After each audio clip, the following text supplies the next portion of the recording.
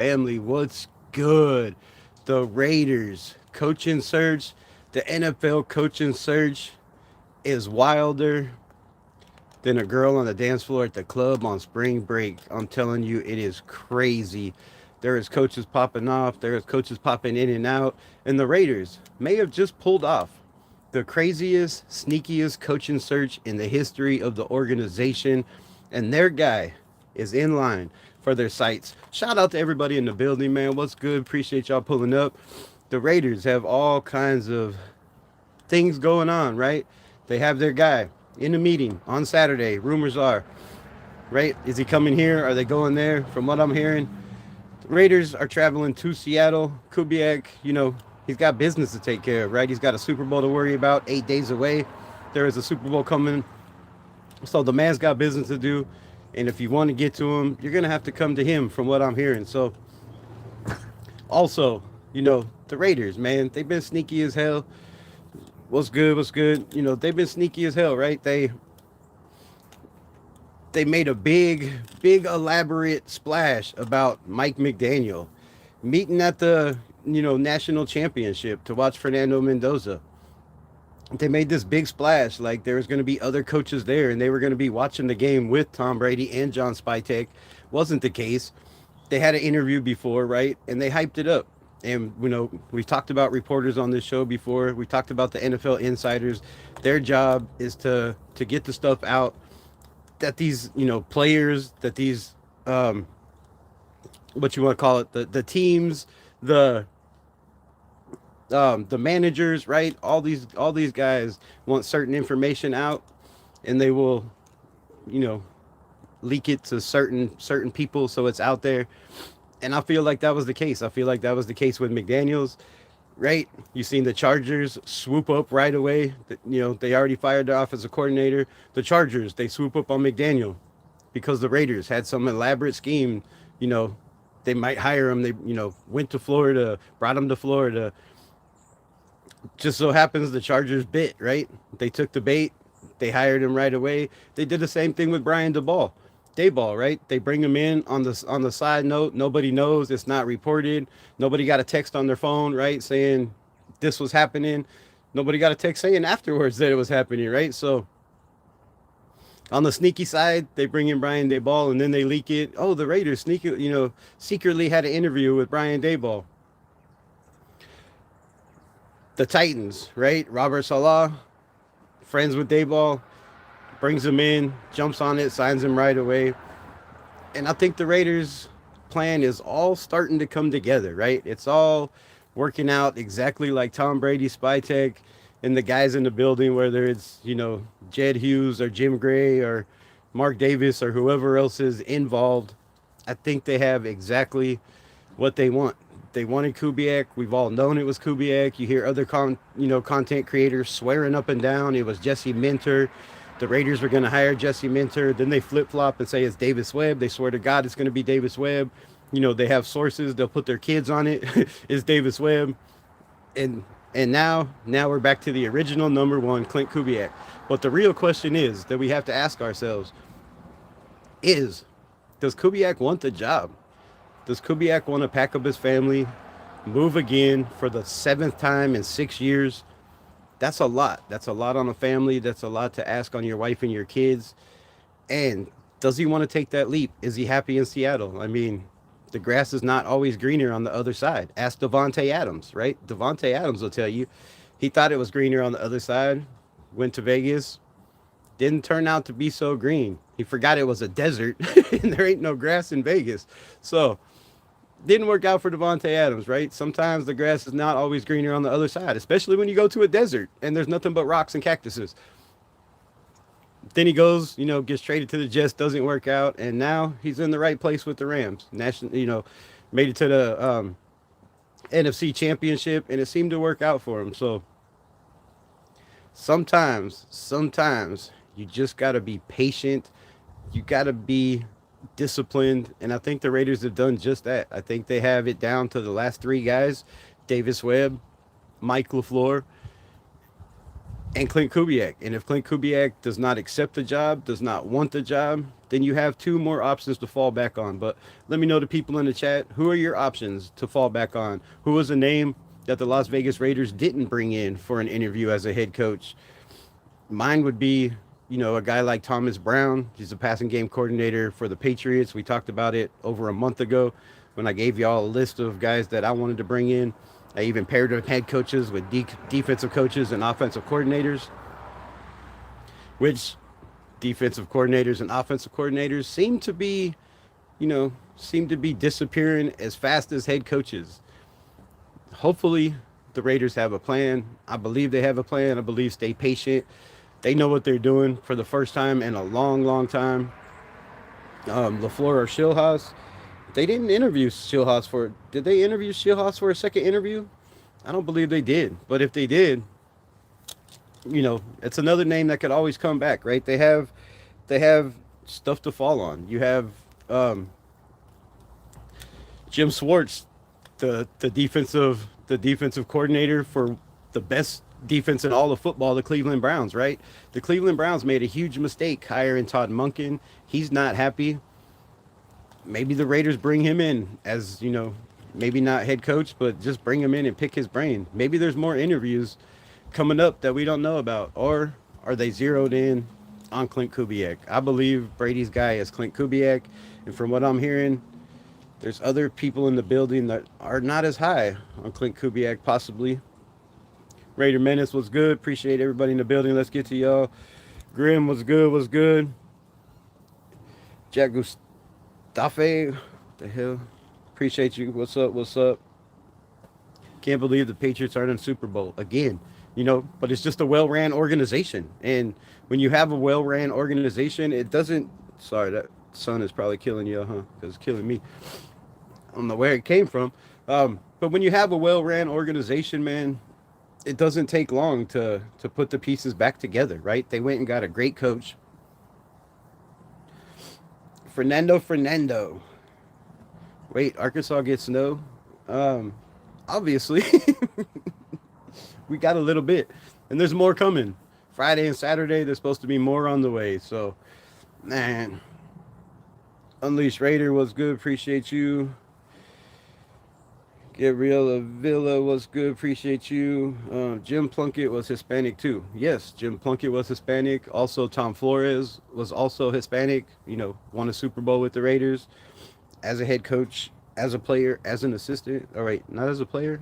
Did he win with a player? I don't know. Rick Diaz was good. Appreciate you. Is Max going to stay or is he leaving? I think that all depends on the head coach, right? If we get a head coach that thinks this offense needs a change and the only change we have is a Max Crosby, then look for him to possibly be traded on draft day. There's a lot of talks about Max, all he seems to talk about is Ben Johnson, Caleb Williams, and the Chicago Bears. So I wouldn't be surprised. I don't know if the Bears have the draft capital. They do have players they could get rid of. But Crosby does not seem very happy. We'll see. Maybe they can, convince him to stay like they did bringing in Pete Carroll last year. Feed him a bunch of bullshit, how we're going to win 10 games. And maybe they'll change his mind. But I don't know. I don't see him being here for long. I said the same thing about Devontae Adams, and he was gone the following year, and everybody told me, you're crazy. Devontae Adams will never be traded. Well, they traded him for a third after they traded a first and a second for him. So when you got other players trying to convince players that the grass is greener on the other side in California with the Rams, you never know. I think they pissed Max off when they didn't let him play the last two games. And sometimes, people have egos and those relationships can't be mended. But, we'll see what kind of man Max is. If he stays mad, if he wants to be a Raider. If he wants to be a Raider, he's going to be a Raider. I think that's the bottom line, because Stone Cold said so. They're saying, there's a saying going, I don't have time to waste time. Nice. Nobody has time to waste time. Time is a valuable thing. Okay, I already booked my flight and I bought front row tickets to the Super Bowl. Stop playing, bro. Send me the ticket. Send me the ticket stub. Show me the picture. Show me the picture. Tease, what's good? What's good? Cheers to you. The Florida Shield House. I think just one. No coach yet. Bad sign. I don't think it's a bad sign. I don't think it's a bad sign. I think the Raiders are exactly where they wanted to be. I think, like I said, they've worked this out perfectly. They know the guys they want. It's been Mike LaFleur, it's been Davis Webb, and it's been Clint Kubiak, and those are the guys they wanted, and those are the guys that are left, right? If LaFleur wanted the job with the Cardinals, I'm sure he would have already got it, and he would have already been hired. From what I've hearing, the Raiders have not offered the job to anybody. They didn't offer it to Dayball. They didn't offer it to Mike McDaniel. They have not offered the job to anybody, and that's for one reason. They have tunnel vision on Clint Kubiak. I mean, now they just got to convince him. But my thing is, let me know in the chat. Let me know in the comments below how y'all feel. If you have to convince a coach and pay him an outlandish, ridiculous amount of money to get him to come coach your franchise, is that really the guy you want? Is that the guy you want? Let me know. I'll give you my opinion in a minute. Hey, buddy, start panting like a dog. I made your mom pant like a dog last night. I'm sorry. My bad. I apologize. That was rude. Rude of me. So yeah, man. Also, let's get into it before I give you my opinion. There were some players. That stood out. One particular Iowa wide receiver, Caden Weegan. This kid has special talents and should move up the draft boards. But if he doesn't, wherever he's sitting, if you have a pick within 20 or 15, within 20 picks of this dude, I would take him. Caden Weegan could run kickoff returns, could run punt returns, runs decent routes, or more than decent routes, got good hands, quickness, and, if you watch the Shrine Bowl, then you probably know who I'm talking about. Also, a wide receiver / running back is Eli Haydenrich.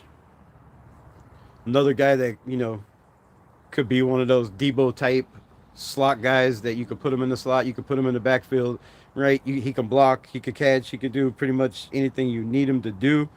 Another guy that kind of stood out to me was Emil Wagner, the offensive tackle for Notre Dame. Dude seemed to have, good technique, good balance, good control. Seems like he can anchor down his side. I liked his hand movement. Maybe not a tackle. Maybe they move him inside the guard. I don't know, but I liked Emil Wagner out of Notre Dame. So go check him out. Just names to check out. Also, the Duke offensive tackle, Brian Parker. Now, Brian Parker is a big man. But he's been projected to not be a tackle when it comes to the NFL level. And being a smart man that he is, he decided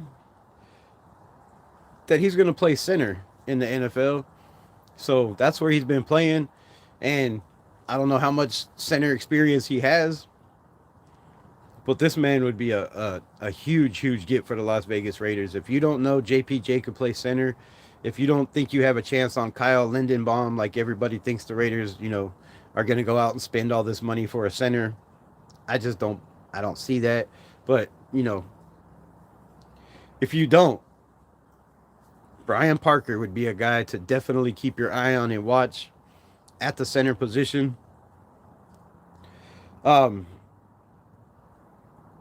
Caleb Proctor, the defensive end from Southeast Louisiana.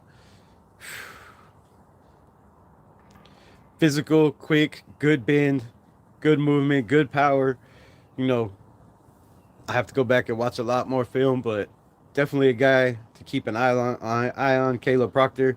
Um, Mason, I don't know how to say it. Rieger. I think it's Rieger, the edge from Wisconsin. Another guy to keep a name, keep an eye on. The Raiders need somebody to pair next to Max Crosby if he comes back. So it's a big if, right? Big if right now. We don't know what the coaching staff is going to do. If the coaching staff decides,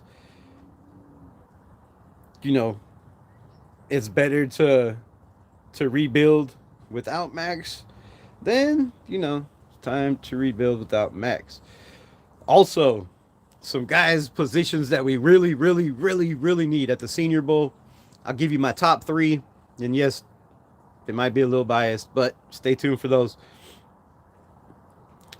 Um, what else we got? Oh, Senior Bowl, Senior Bowl. Sam Hurt, Sam Hurt. Go check out this man. Let me know what you think about him. I don't want to give you my opinion.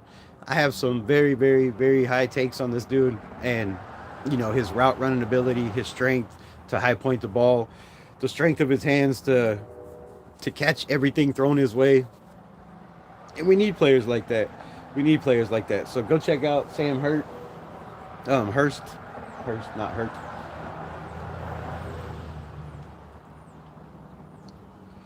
Jennings Dunker, man, this is a dude I want on the Raiders. I want on the Raiders now. Can we just sign him? Can we just, probably not a first round, but I wouldn't be surprised if this man moves up into the first round, late into the first round. There was a lot of players last year that people thought were not first round picks, would fall second, late second, that end up going in the first round. A lot of them within the last 10 picks.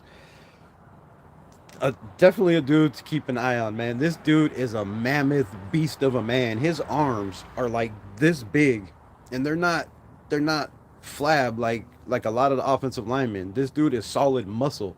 He is physical as hell. I seen him just shoving people's face into the dirt in practice today and yesterday or the day before.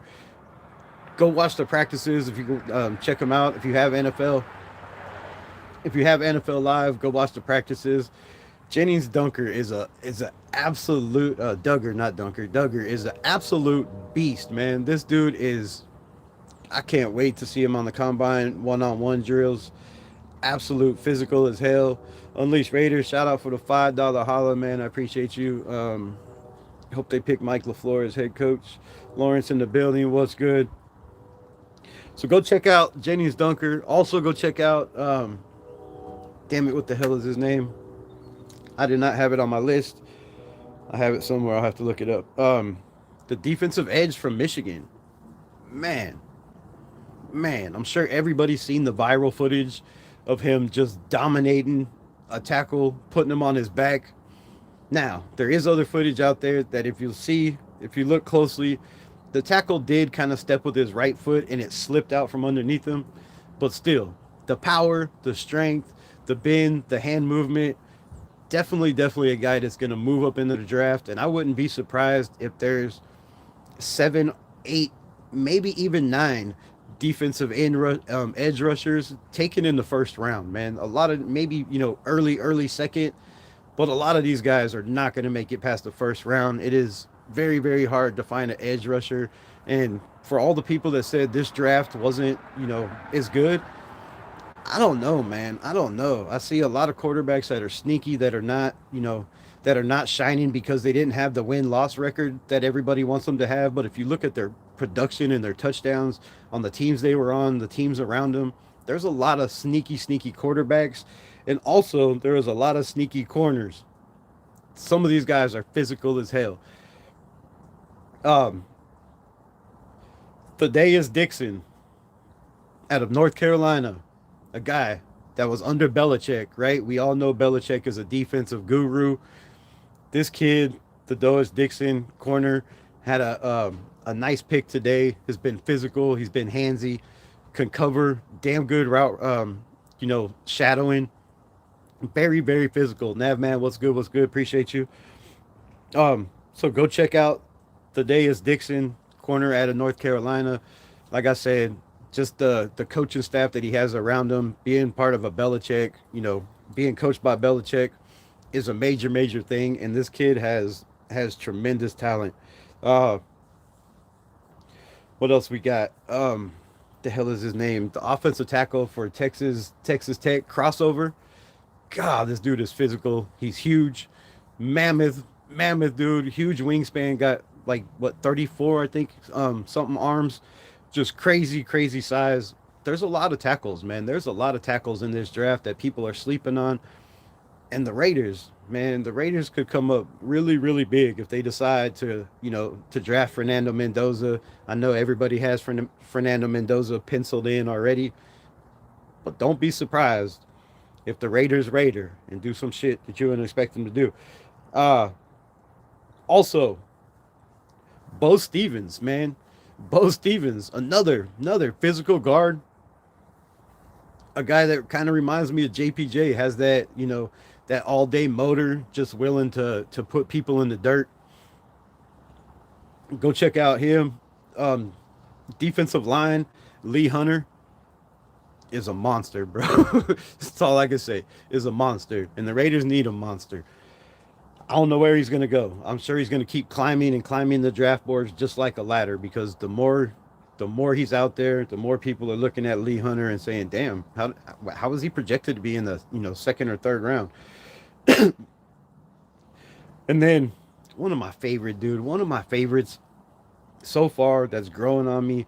You know, I like Arvell Reese. I love David Bailey. I think I have, David Bailey above Arvell Reese, which some people are very surprised at. Just my opinion from what I see. I just like David Bailey an awful lot. There's also CJ. The hell, the hell is his name? CJ Allen. There's also, guys like Jacob Rodriguez. There's a lot of linebackers. But one that really stood out over the last couple days is Kyle Lewis. Kyle Lewis, the linebacker out of Pitt. This man flies around the ball. He's getting pass breakups. You don't want to throw on him. He can stop the run. He can get skinny, get through the hole. Like, he's not, the biggest guy, but he plays huge. He plays huge. And it's funny that his name is Kyle Lewis. I won't comp him to Ray Lewis, but I'm just saying, keep an eye on Kyle Lewis, man. Keep an eye. I don't know if there's any relation. I haven't got that far yet. And last but not least is the TCU safety, right? TCU had a damn good defense. They had a damn good team. They were in it. Texans, Christian school, good morals, good discipline. But the safety, Bud Clark out there making plays, big physical guy. Watch out for Bud Clark to make a lot of noise. And then last but not least, the last three, man. If you follow this channel, thank you. I appreciate you. I love everybody that follows the channel, everybody that hit the like button, everybody that subscribes and joins, the Raider Militia family. We're growing over here. We're close to 2,000. We are, I think, 100 away, a little over 100 away. So if you want to become part of the family, man, hit the subscribe button. I appreciate every single one of you. But those of you that ain't subscribed to the channel, man, subscribe to the channel. Subscribe to the channel. Over 80% of my viewers are not subscribed to the channel. We have over 250,000 views on this channel, and we should be well over 2,000. But y'all just can't hit the subscribe button. So if you would, I appreciate it from the bottom of my heart. But my last three, man, like I said, if you follow this channel, I'm an Arkansas Razorback fan. I'm in Arkansas, in the snow. It's a little bit warmer than it looks out here. Looks like it's freezing ass, but it's not too cold. But I told everybody on this channel, and I've been telling y'all, Taylon Green. Keep an eye on Taylon Green, Arkansas quarterback. He is 6'6", not 6'5", not 6'4", 3/4. He is legitimately 6'6". He run every step is like 3 yards. This dude has gigantic legs. He's physical. He's athletic. He can run his ass off. He will be the starter in the Senior Bowl, so don't miss Taylon Green. Now, he's got some work to do, man. He's got some work to do. But he can throw the ball 80 yards downfield. He can just flick his wrist and throw it 60 yards down the field. The athletic traits for Taylon Green out of Arkansas are off the charts. And everybody laughed at me and said, bro, you don't know football. You don't know ball. And I've been telling everybody, keep an eye on Taylon Green. Well, the talk around the town right now is Taylor Green. They have him the ninth best quarterback in this draft, and he is creeping up on a lot of quarterbacks. We'll see how he does. He does have a problem of trying to force balls because he's got the talent, he's got the arm strength, but don't sleep on Taylor Green moving up in this draft. And I would love for the Arkansas Raiders, I would love for Arkansas Razorback to be a Raider. We still have Dalton Wagner on there. We've drafted a couple. In and out. McFadden for one, right? These kids out of Arkansas, man, they're well taught. They're disciplined. They got good morals. And Taylor Green, he's a project. Yes, he's going to take, but it's Tom Brady. Tom Brady says he wants everybody to sit for a year. And if you're your guy that's running everything, the de facto man on, de facto GM, the de facto owner, the de facto president of operations, right? That's Tom Brady's role when he wants to be, when he's not. But we all know his mindset. Quarterbacks should sit for a year. And if you give Taylor Green a year in the NFL system, just the steps I've seen him take just in a couple days of practice or however long they've been in practice at the Senior Bowl are night and day from what he was looking at in Arkansas. And if you want to look at his numbers, go back and look at his numbers, because Arkansas averaged over 350 yards a game and I think 300 yards passing. They were the number one team in all of college football. And that brings me to my next guy. Because of Taylor Green and Mike Washington Jr., one of the most explosive running backs that nobody's seen. You should have seen, because the Raiders, God, I keep getting them confused. The Razorbacks, they played seven top 25 teams this year. They didn't have a great defense. They had one star on the defense, and that is my number one talk. We will get to that, so stay tuned. But Mike Washington, man, the numbers that he put up today, right? The fastest dude so far in all of the practices, 21.7 something miles per hour. He is tops of the list. He is a big physical running back. He's not, small. He's over I think 220. He's like what 6'2", I think 6'3", a big guy, and he's fast as hell. He's explosive. He's got good vision. He can catch out of the backfield. And look for Mike Washington to climb up this draft board very, very, very quickly.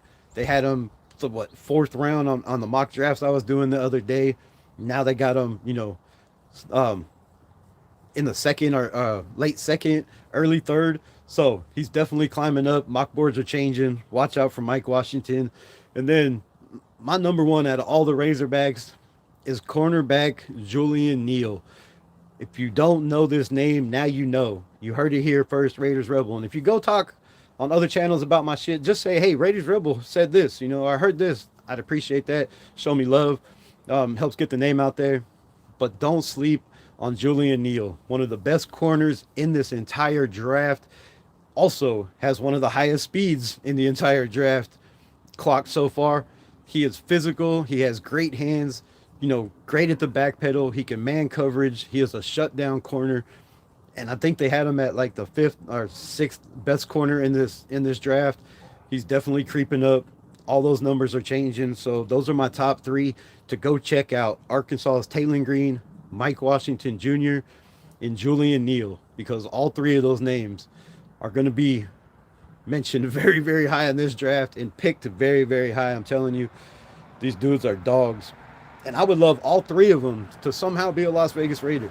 If you could tell me the Las Vegas Raiders can end up in this draft somehow, drafting Taylor Green, Mike Washington, and Julian Neal, all three Razorbacks, I believe this team turns around way faster than people could ever imagine. Marcus Banks in the building. What's good? Pats for the win. That's who you got. Go Cowgirls. Should be Broncos and Seahawks. I mean, woulda, coulda, shoulda. The refs, they always involved. They're always gonna have their say, have their shit. Bo has that game over at halftime. Bo Nix?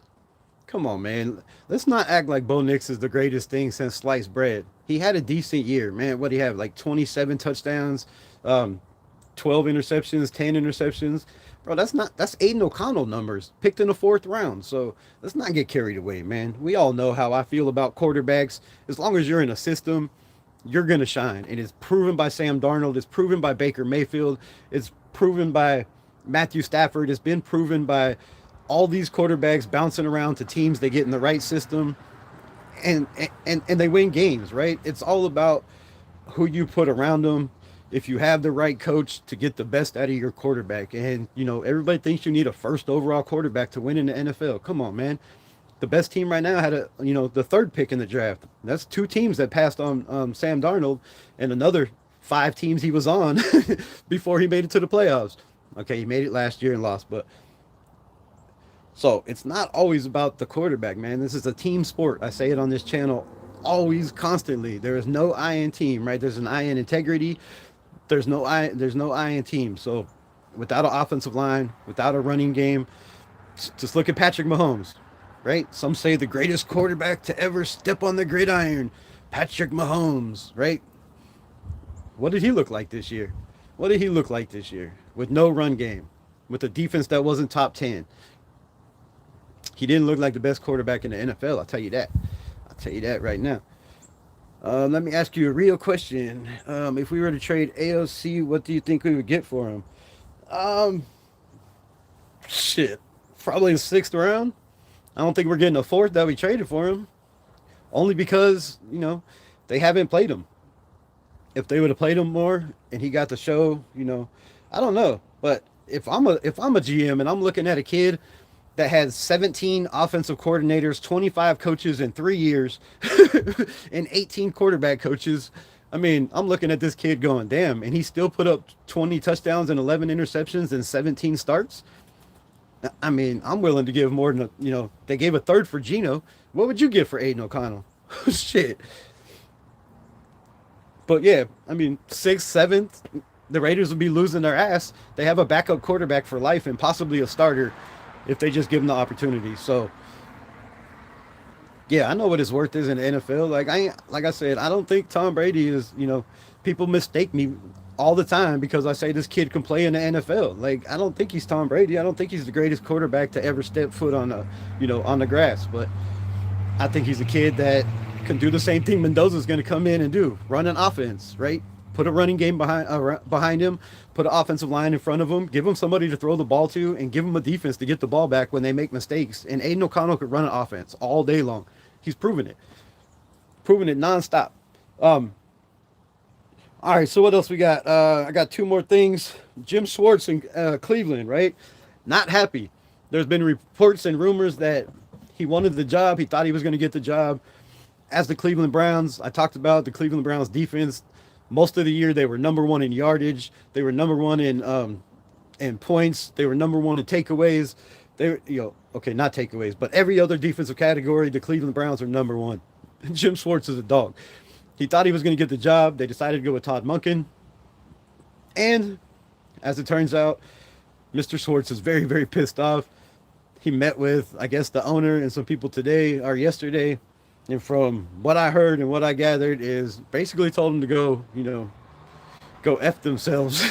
So I don't think he's going to be back. And that is one of the best defensive coordinators in all of football. But you bring in this man to to be a DC. I'd bring him in, interview as a head coach just to see, what his views are, how he would turn this thing around, what he would do. But can you imagine one of the best defensive coordinators in all of football, what he did with Myles Garrett and what he could do with Max Crosby if Max Crosby decides to come back? I think Jim Schwartz would be huge. But with the Raiders situation and Clint Kubiak not being interviewed till Saturday, the Raiders are slowly letting the OC slip away, letting the special teams coordinator slipping away, letting the defensive coordinator slipping away. And we might get the coach we want, which is great, right? Get Kubiak. There's no guarantee Kubiak is going to be a great coach. He's a great offensive coordinator. Josh McDaniels was a great offensive coordinator, but he was a horrible head coach. He was a horrible head coach at Denver. He left the Colts sitting at the altar and didn't have balls enough to call and say he didn't want to take the job. He just didn't show up. No call, no show. He was a horrible coach with the Raiders. He goes back to the Patriots and they're in the damn playoffs. I mean, they're in the playoffs and they're in the Super Bowl. So Josh McDaniels, a great head coach. I mean, a great offensive coordinator, but a horrible head coach, right? The Bears got lucky with Ben Johnson. He was a great OC. He turns out to be, a pretty damn good coach. Liam Cohen. We'll see about Liam Cohen. I still have question marks. That was a team that was already established. They already had their number one quarterback, a first overall pick, and Trevor Lawrence. The Jags already had their running back and Trevor Etienne. They already had a nasty ass defense, and he took a team that was should have been in the playoffs the year before. They just couldn't do it. Trevor Lawrence got hurt. They struggled. They tried to go with the backup. That didn't work. Mac Jones, as a matter of fact, wasn't it Mac Jones was the backup over there? So, yeah. So all I'm saying is, just because you're a great offensive coordinator, yes, your dad was a great coach also. Yes, your brother is, also great over there with the 49ers, but is it him or the 49ers, right? So I have questions about Kubiak, but the Raiders seem to have had their guy. They have him a chance to get in the building. But like I said, I asked the question earlier. Nobody answered the question. If Kubiak has to be convinced and overpaid to be the Las Vegas Raiders head coach, do you want him to be the Las Vegas Raiders head coach? My answer is simple as hell, bro. Simple as hell. Like I tell everybody all the time, look, simple as hell. My answer is if you don't want to be the head coach of the Las Vegas Raiders, boot time, shit here. Boom, give him the boot, right? If you don't want to be the coach, you shouldn't have to overpay somebody to take on this historical franchise. This is a franchise that's been to 5 Super Bowls. We won 3 of them. We should have had probably all 5. Didn't go our way, right? This is a franchise that has more players in the Hall of Fame than anybody, or should have if we had all the players that, should be in the Hall of Fame that they don't let in. This is a legacy that was built by Al Davis. Everybody has always wanted to be a Raider. You can go to any country, any state, any city, anywhere with that logo and that shield, and people will be like, "Oh, Raiders, Raiders!" Even if they don't speak English, they can say Raiders. So, this is a historical franchise, and I don't think we should overpay and have to overpay for somebody that doesn't want this job. And I'm not saying Clint Kubiak doesn't want the job, but we shouldn't be, catering to people and kissing people's ass and chasing people around. If he wanted the job, they should have already made an arrangement. They should have already talked about it. And I guess we'll find out Saturday if that's the case, right? But he's dangling us around. He's got the Arizona Cardinals, same thing. The Arizona Cardinals is in his division. Why would you want to go be the coach of the Arizona Cardinals and face the Rams, the 49ers, and the Seahawks? That's a fail right there. So I feel sorry for the Arizona Cardinal fans.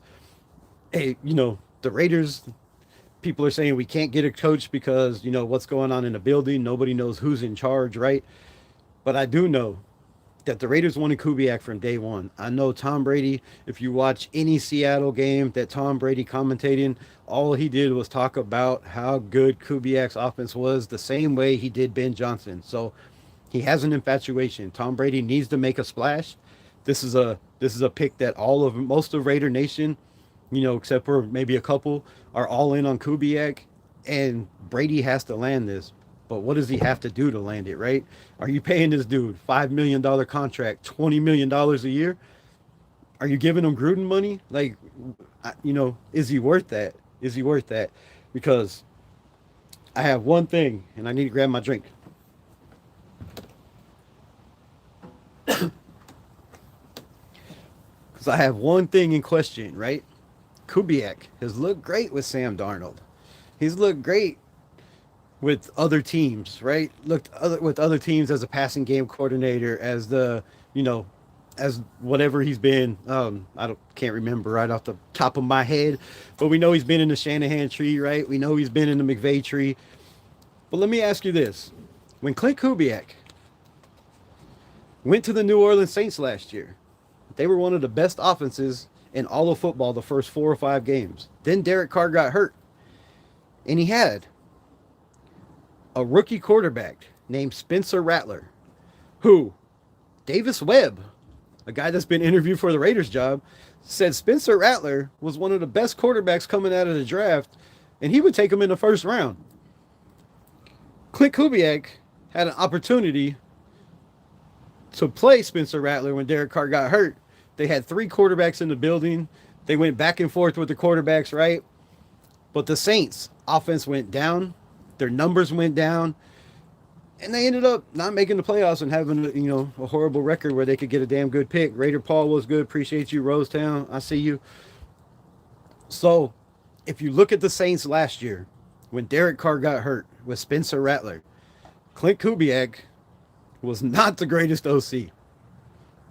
If you listen to the players, right? Chris Olave wanted out of New Orleans. Was it because of Kubiak? I don't know. But I do know, with a very talented Spencer Rattler that can move the pocket, that has very, very damn good accuracy, and is a pretty talented quarterback, Clint Kubiak could not win with him with the same team that he was winning with Derek Carr, a guy that can stand in the pocket, throw the football. So that's one of my biggest concerns, right? You go over to the Seattle Seahawks, who is a Pete Carroll team, pretty much. There's a lot of guys still from the Pete Carroll staff over there. You bring in Sam Darnold, the quarterback. You get rid of Geno Smith, which was, the problem and the trash in the building. We all know Geno was the biggest problem there. And you bring in Sam Darnold to a run game that has David Walker III, that has Charbonnet, who, yes, he got hurt, but he played still the entire season. You also have, oh, God, what the hell is his name? The running back that plays safety that they drafted, very high 2 years ago. So, the fuck is his name? But what I'm saying is, Seattle, they had a damn good team over there. They have Witherspoon. They have, the defense is tops in the NFL. Can Clint Kubiak come to the Raiders with a 20th ranked defense with 23 free agents and put a team together to compete in the AFC West, one of the toughest divisions in football? And for that, I have questions, right? I have questions, just like I have questions with Davis Webb. Can he be that guy? I really felt like the Raiders should have went with somebody that has experience, right? I know people ain't gonna like it, but Sean McDermott, Brian DeBall, even Mike McDaniel, right? They have experience. They've coached in the NFL. But to put all this pressure on a guy like Kubiak, whose head is probably this big right now, yeah, that big, because he knows he's the guy. He knows he's the one that everybody wants. And he holds all the cards. No pun intended. Yes, we're in Vegas. But he holds all the cards. And he knows he can get whatever he wants from the Raiders, because now we're desperate. Now it's down to, do you take a guy with Davis Webb, who's got 3 years, coaching experience, 2 as a quarterback coach? Do you take a guy like LaFleur, who's been under McVay for the last 3 years, who's called plays with the Jets? And, people discredit his offensive play calling ability because he had Zach Wilson, because he was with the Jets. Come on. That offensive line is not what it is now. They've drafted a first-round offensive lineman pretty much every year since then. So, yeah, it didn't work with the Jets. But Mike LaFleur is a brilliant, brilliant, brilliant guy. And I believe, experience-wise, to me, it's more than Clint Kubiak, right? Yes, he doesn't call plays, but he's called plays. He creates the plays. He's right there, but, in the booth pretty much, are on the side of Sean McVay. So I don't know about Kubiak, man. It really, there's questions. There's questions, like I said. If you look at the Saints and what he did with the rookie quarterback, if you look at where he's gone with the veteran quarterback, there's a lot of people in here saying Mendoza, right? Mendoza. Are you going to be pissed off if we sign Clint Kubiak as the head coach of the Las Vegas Raiders, and he decides he wants Mac Jones, or he decides he wants, Justin Fields, or he decides he wants Aiden O'Connell, and use those draft picks to trade back and get capital to build this team before he goes and gets his quarterback? Those are all options as Raider fans that we have to weigh and take into account, because all those things are very huge possibilities. Shout out to everybody in the building. Like, subscribe, follow. I appreciate every one of y'all. Arnie Garza, I didn't miss you. Sports Video Productions 25. Go Dodgers in the building. Yes, sir. I think the Rams We'll go to the Super Bowl next year since it's in their house and they might get a wide receiver. Whoo, Lemon from USC. Do they need a wide receiver? The Rams need defense, bro. The Rams need defense. Oh, sorry, I'll keep reading. And they need a couple corners and edge rushers. Okay, got you. And they will be fine. I wouldn't go receiver. I wouldn't go receiver from the Rams. I think Devontae Adams comes back another year. You can get a guy in the second or third round that you can develop under Devontae Adams. You have Puka Nakua. I mean, that's pretty much your offense. You have a damn good running back. And if LaFleur comes back, he knows the team, he knows the offense. I wipe in a circle, bro. Fuck you. Why are people ask dumbass questions? I'm pretty sure they already made a deal behind the scenes. I don't think they did. Or why would they be having a second interview if they already had a deal? Right? They're not calling to work out contract negotiations and price and all that shit. They can't do none of that. So all they can do is say, hey, this is what we're offering you. Would you take somewhere in this range? Would this be okay? Like, right? They can't make no, hey, we're going to pay you $20 million a season for 5 years, right? I don't think they can negotiate like that. Question: out of the 32 starter NFL quarterbacks, how many are first rounders? I don't know off the top of my head, but I think most of them. There's a lot of them. I think all of them but 4. But out of all those first rounders, what are their stats and their numbers? Like, what do they look like? How many backup quarterbacks come in and play better than the quarterback? Like, I mean, shit, they traded Joe Flacco to the Cincinnati, right? And he comes out and plays better than Joe Burrow was. More touchdowns, more yardage, better accuracy. Can you be a mod? No. Kubiak and Mendoza, I'm down with that. You think you pull in Kubiak Rib or he stays in Seattle? I really think he stays in Seattle. I really think Kubiak stays in Seattle. I don't know. Like I said, from what I heard is Seattle had to convince Clint Kubiak and his family to come to Seattle because he was tired of moving. He was tired of bouncing around. I think he's been on 6 teams in the last 7 years or 5 teams in the last 7 years.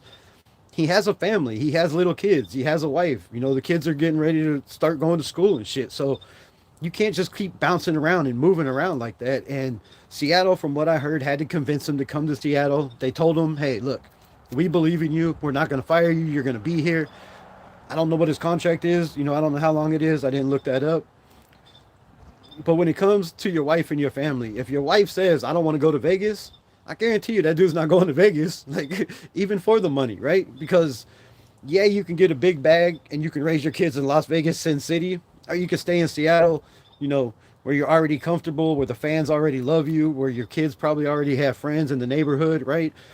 Or you just pack everything up and move away. I mean, you got Jackson Smith and Jigba. You got one of the best receivers in all of football.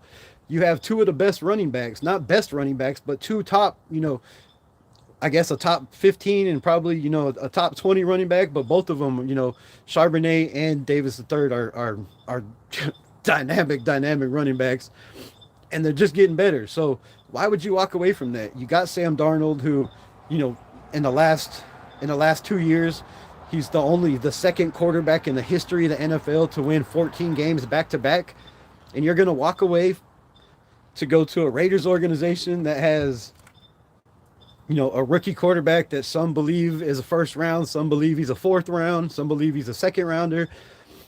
You're going to go to a situation where, Tom Brady is in your ear constantly. If he doesn't like shit, who's the boss, right? We've heard this over and over again. Who's the boss in Vegas? Who's running shit? Is it Jim Gray? Is it Spytek? Is it Tom Brady from afar? Mark Davis, he's already said Spytek will be head of operations, and it will be, with Brady helping out. So it looks like it's all on Spytek. So, I just don't see any scenario unless you have to buy this man to come to the Raiders. And I don't want a head coach in here that we have to overpay just to take the job. If you don't want the job, that's fine. Don't take the job. Somebody else wants it. But I guarantee you, one of these guys that entered for it, Brian Daboll, who has not signed his shit yet that I know of, right? LaFleur. There's still other guys out there. Vance Joseph, defensive coordinator. Um, Another guy that like I said, Thomas Brown, Patriots defensive coordinator. He's been with under Josh McDaniels now. He's been with Vrabel. He knows how that shit works in the Patriot way. I think that would be a damn good coach to bring in. Pick his ear, but you can't until I guess they haven't done it yet. But maybe he's the sneaky one that everybody was talking about. So I don't see Kubiak taking this job. I really don't. And then that leaves us in a pickle. Do we just pull the trigger on Webb? Just got home from work. Nice. Hope you work smart, not hard. Kubiak is the man for the job. Is he really, though? Have you listened to his press conferences? Damn, it's starting to get cold after the sun went down. Holy shit. But let's go over here. It's got some shit going on. But have you listened to his press conferences? He's very monotone. Doesn't seem like a whole bunch of energy or enthusiasm. There's a reason Seattle is winning, and it's not because of Clint Kubiak's. Okay, it is part of Clint Kubiak's offense, but you know damn well who the alpha male is in that building. It's Mike Macdonald. Mike Macdonald is the alpha dog in there. You could hear it in his voice. You could see it the way he talks. You can hear it in his post-game interviews. You can hear it in the, in the locker room where he's talking to the players after the victory. Mike Macdonald is the heartbeat of that team. And Kubiak's offense, yes, is damn good. But they live and breathe off of their defense, man. That defense gets the turnovers. It gets the ball in short field, right? And you don't have to do a lot for Sam Darnold. It's not like Sam Darnold put up, 5,000 yards and 40 touchdowns this year. So I don't know if Kubiak is the man for the job. Like I said, with the Saints job, if you look at the Saints, Spencer Rattler, a damn good up-and-coming quarterback that got to sit for 5 or 6 games behind Derek Carr, and he still couldn't win with them. So can he come in and win with the Raiders? How long will it take? George Halon, thank you. Appreciate you, Edgar. I knew somebody would drop that in there. Good things we still have solid opinion at head coach. No reason to panic. Well, yeah, there's still some choices out there, but most of them are inexperienced, and that's what scares me. I think you need an experienced assistant head coach or defensive coordinator or somebody to bring in with these young guys. In Webb, I really don't think Webb's ready, man. I know he's a great offensive mind, but to come in and just run a team after being a quarterback coach for 2 years and then a passing game coordinator after playing in the NFL, I don't know, man. I don't know. So I do know the choices are getting slim and thin, but it looks like, sounds like, feels like Kubiak's the guy. Now it's just time to sit and wait 2 more days to find out, if Kubiak agrees. I guess we won't know until after the Super Bowl because they can't tell us. They can't make an agreement. But if he is the guy, I will say this. If Kubiak is the guy, I hope to God you guys are right. I hope to God he's the best coach we've had in, ever, and he can, get the best out of these guys in the locker room. I hope everybody's right. But from what I've seen with New Orleans, when Derek Carr went down, it looked like that whole team went down. Gub sucks. You don't want him. Go Seahawks. Who? Who the hell is Coots? I know you're a Seahawk fan. Don't take your OC. But like I said, man, Kubiak's got it made over there. Got it made in the shade. You don't have no pressure of being a head coach. You could probably tell Seattle, look, can you give me more money so I could stay? He holds all the cards over there too. And I don't think Seattle's willing to lose them. I mean, damn, they're in the Super Bowl. And one more thing. The unmistaken hero of these playoffs is Cooper Kupp, man. How about Cooper Kupp? Doesn't have a bunch of touchdowns, doesn't have a bunch of yardage, but he is the Jacoby Myers of this team. He does all the hard hat shit. Guys are doubling him. Guys are, are watching him in the zone. And he takes a lot of pressure off Jackson Smith and Jigba.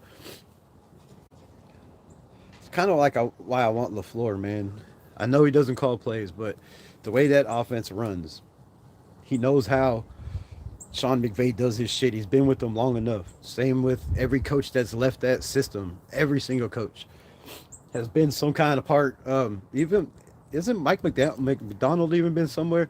Um, but all these guys they've interviewed. If you look at Iroho Evanroe, right, part of the McVay tree. If you look at Shieldhaas, if you look at LaFleur, um, Clint Kubiak, basically everybody the Raiders have interviewed has had something to do with the Sean McVay tree.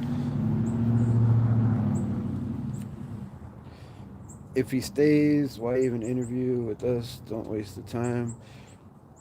Well, I mean, because if you're making $6 million, six, five, six, I don't even think he's making that, right? Because Chip Kelly was making $6 million last year, and he was the highest paid offensive coordinator ever in the history of football at $6 million.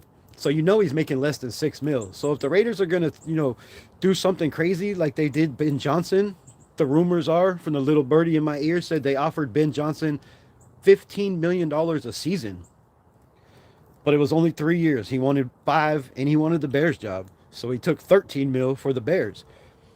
Do the Raiders go crazy and say, "Yo, I got $15 million a year for the next 5 years"? That's a long shot. That's a swing for the fences, because if that doesn't work, this franchise is going to fold like a lawn chair. You can't continue to just pay head coaches and players that aren't in the building. And that's a huge amount of money. He just did that for 3 years, $16 million with Pete Carroll. Are you really going to risk, another $10, $15 million? Because I believe that's what it's going to take. I don't think he's coming in for 10 mil, right? Unless it's 10 mil, 10 years, then maybe possibly. But I think he wants stability. And are the Raiders willing to offer him stability? I also heard, little birdie in my ear, said Kubiak has told the Raiders he wants his quarterback.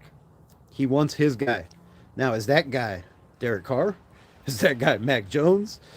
Is that guy Spencer Rattler? Do they trade for a Spencer Rattler? Like, who is his guy? Because like I said, with rookie quarterbacks, he doesn't have a great track record. With veteran quarterbacks, he's much, much better offensive coordinator and a better play caller. So those are definitely things to all keep in mind.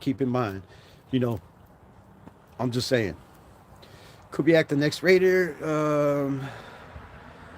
Head coach been saying it for weeks now. Now it's happening. Go Raider Paul in the building. GM Raider Paul. All right.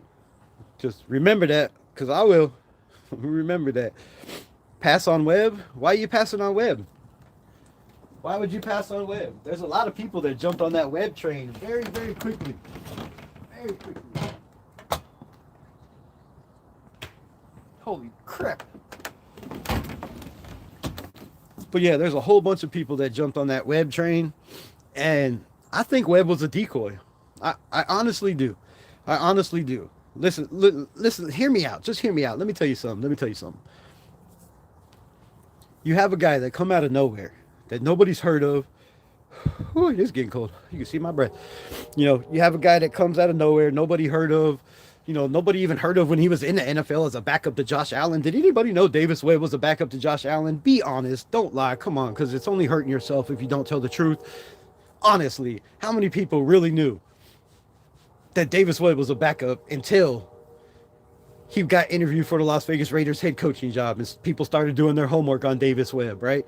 Nobody knew who this dude was. He just came out of the woodworks. And I think somebody tipped off the Raiders and said, hey, if you go and bring this dude in for an interview, you're going to have everybody thinking, are the Raiders going to do what Al Davis did before? Bring in a young John Gruden, bring in a young Lane Kiffin, bring in a young Hugh Jackson, right? Wasn't Hugh Jackson still a young ass guy too, right? Al Davis, that's the Al Davis thing. So you got everybody in the NFL thinking, oh shit, Mark Davis is trying to be like his father, and he's going to bring in this 30-year-old nobody that nobody knows in the NFL except for, a small circle, and bring this dude in to be the head coach. And everybody fell for it. That's what I'm thinking. Everybody fell for it. I don't think Davis Webb was on the thing. I think Sean Payton even fell for it. He went and fired his OC. Why? Because he wants to keep Davis Webb in the building. Sean Payton, really, really high on Davis Webb. Davis Webb didn't want to coach for anybody in the NFL except Sean Payton, right? If you didn't see the reports, from what I heard, the information is when Davis Webb was offered the job after he retired from football in Buffalo with Brian Daboll, they offered him the quarterback coaching job. And he said, nope, I only want to coach for Sean Payton. Well, the word got out that he wanted to coach for Sean Payton. So Sean Payton said, well, shit, let's bring him in for an interview. We need a quarterback coach. They bring him in for an interview. He gets in the car. He's driving to the airport. And Sean Payton picks up the phone, calls the driver, says, turn around. They hired Davis Webb on the spot. That's the impression he put on Sean Payton. But the moral of the story is Davis Webb only wanted to coach for one person, Sean Payton. Now, after hearing that story, do you really think Davis Webb, depending on his character or what type of guy he is really going to go to the AFC West, be head coach of the Raiders, and face Sean Payton twice a year? Now, maybe Sean Payton pissed him off. Maybe he made a comment saying, it's going to be hard on him, or, it's going to be a pain in his ass if he takes the Raiders job. Sean Payton's quote, unquote, right? When asked about Davis Webb taking the Raiders job, I think that was all a decoy, man. I think it was all a decoy until they got him in the building. Until they got him in the building and realized that, damn, this dude is smart as hell, right? Because a lot of reports are Davis Webb made a huge impression on Tom Brady and John Spytek. That's why he got a second interview. But just think of the way this shit has went, right? Mike McDaniel gets a huge, elaborate interview. He goes to the Chargers. They bring in Daboll. He goes to the Titans. They bring in Jesse Minter. He takes a job instantly for the Ravens. They bring in Joe Brady. 2 days later, he's hired for the Buffalo Bills. You don't think the Raiders have everything to do with this coaching hiring cycle right now? I believe the Raiders are the reason everybody's ended up where they are. Because as soon as the Raiders bring them in for an interview, the next day or two, they're hired somewhere else. Nobody wants this Raiders team to end up back on top, especially if you're in the AFC West or in the AFC. Nobody wants to see that shit. And teams are scared. They're like, damn. But now the Raiders have everybody shaking in their boots thinking, damn, if they land Kubiak or LaFleur or Davis Webb, this could be bad. It could be bad for the rest of the league. Spencer Rattler, Notre Dame, Derek Carr, fucking trash. What do you mean? Stop playing, bro. Derek Carr is not trash. Spencer Rattler is not trash. We've talked about this before, my guy. McDermott is a good backup choice. Yeah, I like that too. For us, if everything fails, LaFleur, Shula, Webb. Before Webb, for me, it was Kubiak, and Kubiak stays. Yeah, that's where I'm at. I don't think Shula. I think Shula, if you look at the Rams defense and the points they've given up all year, they've given up a lot of points. They have a young defense, yes. They take a lot of, they make a lot of turnovers, but they give up a hell of a lot of points. So I think that's why a lot of people were like, damn, I don't think Shula's quite ready. Let's see what he does the next year. Jacoby Myers, reasons. Jags lost, dropped the open pass, intercepted. Well, sometimes those passes bounce right off your hands. Sometimes the quarterback throws them way too hard in a 5-yard radius, and it goes right through you. So yeah, I've seen it. Not good for Jacoby, but Jacoby also turned that team around when he got there.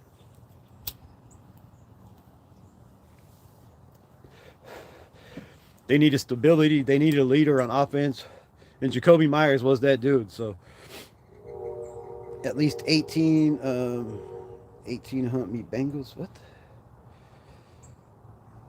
Nice. Maybe Tampa Bay says, hey, coach. Hey, Bill, want to coach my guys? I mean, I don't know. I wouldn't be surprised if, Tom Brady just recently said in a statement, if I was trying to win a Super Bowl, there was only one coach I'd hire. It's Bill Belichick. Could that be an omen? Could that be a statement? Could that be the surprise candidate that was supposed to interview for the Raiders this week, right? They could be doing an interview right now. They could have one tomorrow. We don't know. They've been very sneaky about this whole process. It's been locked down. And shit, what do you do with it? There's not a lot of shit out. The only thing that's been out there is people in the building, people that know people in the building, and even those people don't have a lot of info. I guarantee you, it's locked up like Fort Knox right now in Vegas. They got a plan, and it's all seeming to come together. Whether it's Kubiak, whoever it is, I think they got a plan. What do you think of the Ravens' new head coach? I think Jesse Mentor, was there with John Harbaugh. He coached with Jim Harbaugh in Michigan. He coached with Jim Harbaugh. He knows the Harbaugh tree. I don't know why they would go with him. I mean, honestly, I mean, he's going to do the same shit pretty much that Jim and John Harbaugh do. So why fire an experienced head coach like John Harbaugh, who's has a crazy, crazy win-loss record, to bring in a guy just to take a chance? I don't know. I think I talked about it last night on DSR's live. Go check that out. But I talked about it last night for a little bit. Like I really feel like teams like the Buffalo Bills may be cursed like the Raiders by making stupid, stupid decisions, right? Because ever since the Raiders let go of Jack Del Rio after one of the greatest seasons the Raiders have ever had, you let Jack Del Rio go, and the Raiders have been cursed ever since. I mean, yes, we made it to a Super Bowl just to lose against our head coach, which should be an asterisk next to it, right? But we've been cursed because of stupid decisions, and I think the Bills and the Ravens made a stupid decision. But Jesse Mentor could be that guy to come in like Ben Johnson and, be the disciplinary that team needs. Kubiak or LaFleur, we talking? Either one. I mean, I'm good with either one. I wouldn't be mad at Davis Webb either. I think he's a great mind. I just think if it's Davis Webb, I think the rebuild is a lot longer than than what it's supposed to be, right? And again, if you follow this channel, we've talked about it a million times. I think the window for the Raiders to win is, even if you draft Mendoza, it's 3 years, because then you got to pay Brock, then you got to pay, you already have to pay Michael Mayer, then you got to pay Ashton Genty.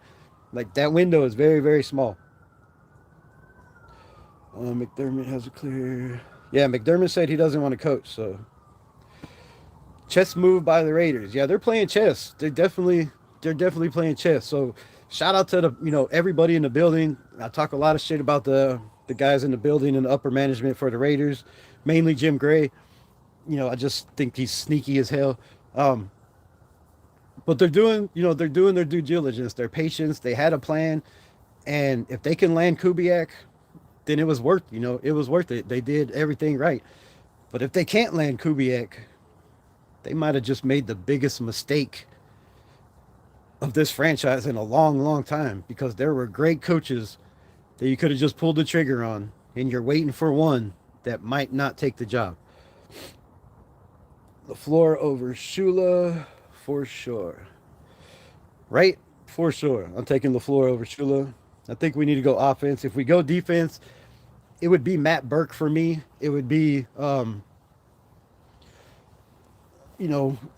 think he's ready. I think he's ready for a head coaching job. I think he would be a guy that would demand respect in the building. He's a big, huge guy. He don't take no shit, right? Their defense is physical as hell with the Colts. I like Matt Burke. Why he's never got an interview, I don't know, but maybe he will. Maybe he will. Kubiak decides Saturday, look for the Raiders to have a whole bunch of coaching interviews, if Saturday doesn't work out.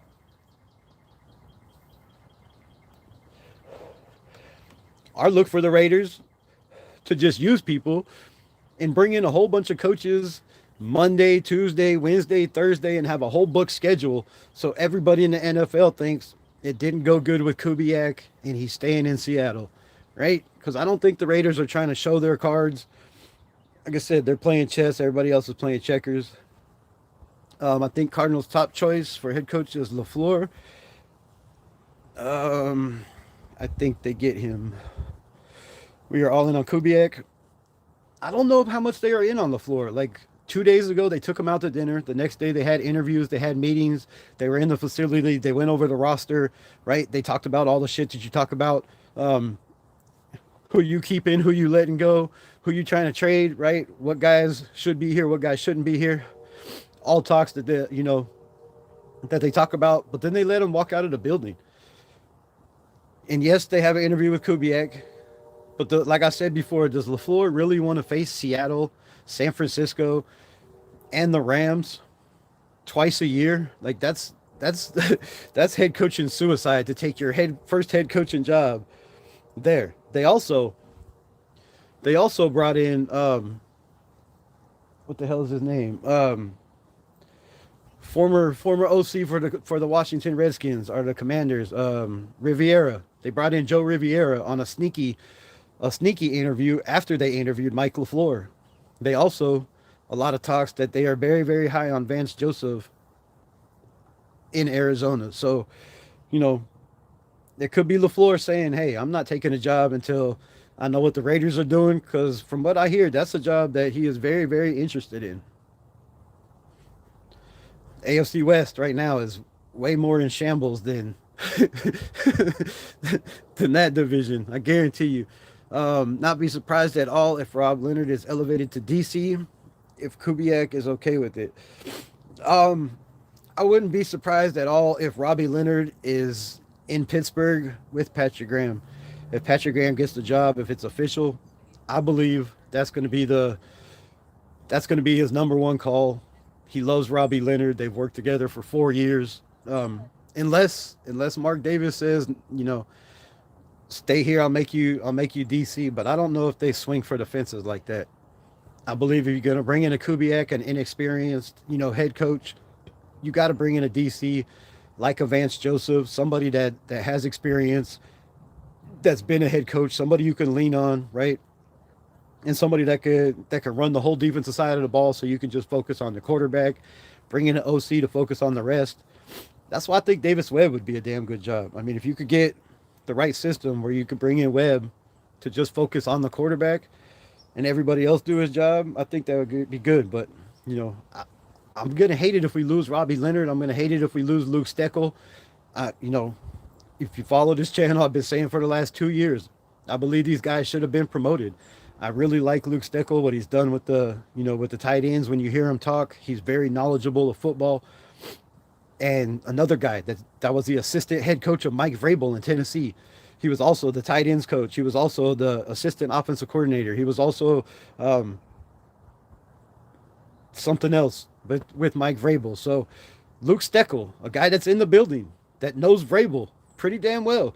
He was his assistant head coach for 2 years, followed him around like a puppet. So we have guys in the building that definitely need to be elevated. And, they've been passing on him for years.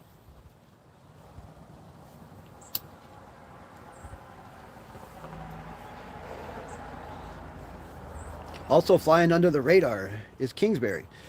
Haven't heard shit from him since he left the Commanders. I've heard a lot of talk if Davis Webb gets the job, Kingsbury would be the guy. But I think once you burn a bridge with Mark Davis, like he did, right? He committed to the OC job, and then he got a better job at Washington with JD5, and he's like, I'm going to take the number 2 quarterback in the draft. And he left the Raiders standing at the altar, and we had to go with Luke Getsy. And I don't think people in the building are going to forget that. Maybe Raider fans have forgot that, but I won't forget Cliff Kingsbury, doing that shit. Because if Cliff Kingsbury was with Antonio Pierce, I believe they still both have jobs, and this team is better than what it was the last 2 years. That's just my belief. So for that, I'm out on Cliff Kingsbury. And if Davis Webb tries to bring him in, that's going to suck, bro. Kingsbury owes us an apology. He owes us to just stay the fuck out of my building. Excuse my language. But yeah, I don't want that dude. Agreed, but he hasn't interviewed anywhere. Yeah, I don't know what went on there. Like him and the Commanders parted ways mutually, right? So Dan Quinn said no, and he said no. Obviously, he was offered a job. It was kind of funny if you put 2 and 2 together that Cliff Kingsbury, he worked with Davis Webb at Texas Tech, right? Cliff Kingsbury was the coach. Davis Webb was the quarterback. Patrick Mahomes was the backup. Davis Webb got hurt. Patrick Mahomes became the starter. But they all have ties. So it's, appreciate you mentioning that, Nav, man, because, it is very interesting that Cliff Kingsbury did decide he didn't want to be with the Washington Commanders, but it was after Davis Webb got interviewed for the Las Vegas Raider job. So, if he decides to go with Kingsbury, I'm not going to be very, very happy at it. Kingsbury about to be the Broncos. Oh, man, don't do that to us. Why don't put that out there? Don't put that out there. That would suck, bro. He's a damn good offensive coordinator. You have Cliff Kingsbury and, oh my God, and Eric Bieniemy and Mike McDaniel, all OCs, and we don't even have a head coach yet. That's crazy shit. Furpo Raiders. Ooh, fucking freezing. Kingsbury having HT experience would be very valuable for Webb. That, it would be valuable. But then again, if you look at Cliff Kingsbury, right?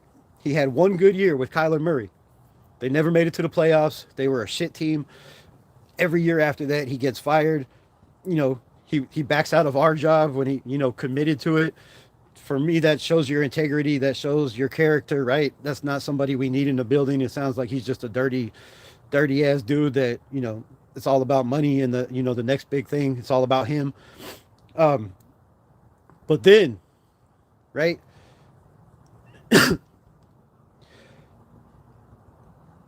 But then, same thing. He goes to the Washington Commanders. JD5 gets hurt. He has a very respectable backup in Marcus Mariota, a very high drafted draft pick, right? So you got a pretty decent guy that's mobile, that runs the same style as JD5. And they won what, 3 games this year? The Commanders? I think that's why Cliff Kingsbury got fired. They're like, oh, so you're great as long as JD5 is great. But if you don't have Jackson, if you don't have Jaden Daniels, then your offense ain't shit. So that's another thing that scares me. What looks like a barn? What? That's a huge house in the background. Yeah.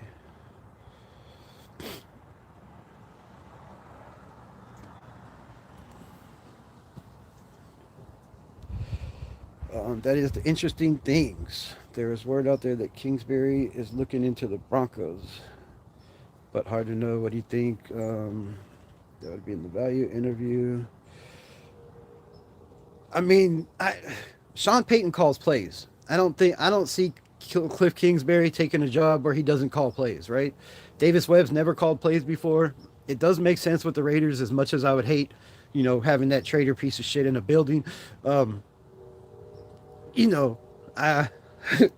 It does make sense. It does make sense. They do have chemistry, but I don't see Cliff Kingsbury going to the Broncos and not calling plays, right? That's Sean Payton's gig. Or maybe Sean Payton just says, dude, I'm tired of calling plays. I just need to focus on coaching. I don't know. I think Daniels is going to injury prone. I said that since day one. Commanders carried by JD5 for sure. Absolutely. But yeah, I said that since day one. Everybody was high on the Raiders. They need to trade 18 first-round draft picks and, 22 second-round picks and do whatever it takes to get Jaden Daniels. And I was like, bro, he's 180 pounds soaking wet.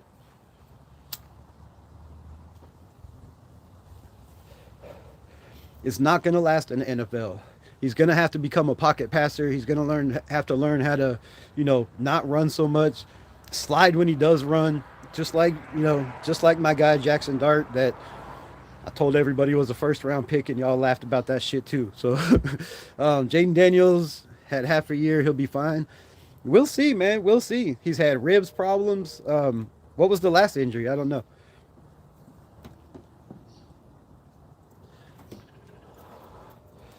But yeah, it was crazy. You had all these channels saying, do whatever it takes to get JD5. They're saying the same thing now. Do whatever it takes to get Cliff Kingsbury or Clint Kubiak. Just throw him a bag. Write him an open check. That's crazy shit, bro. That's crazy shit. If you have to write somebody an open check to come coach your team, that means they don't want to coach your team and you're bribing them, right?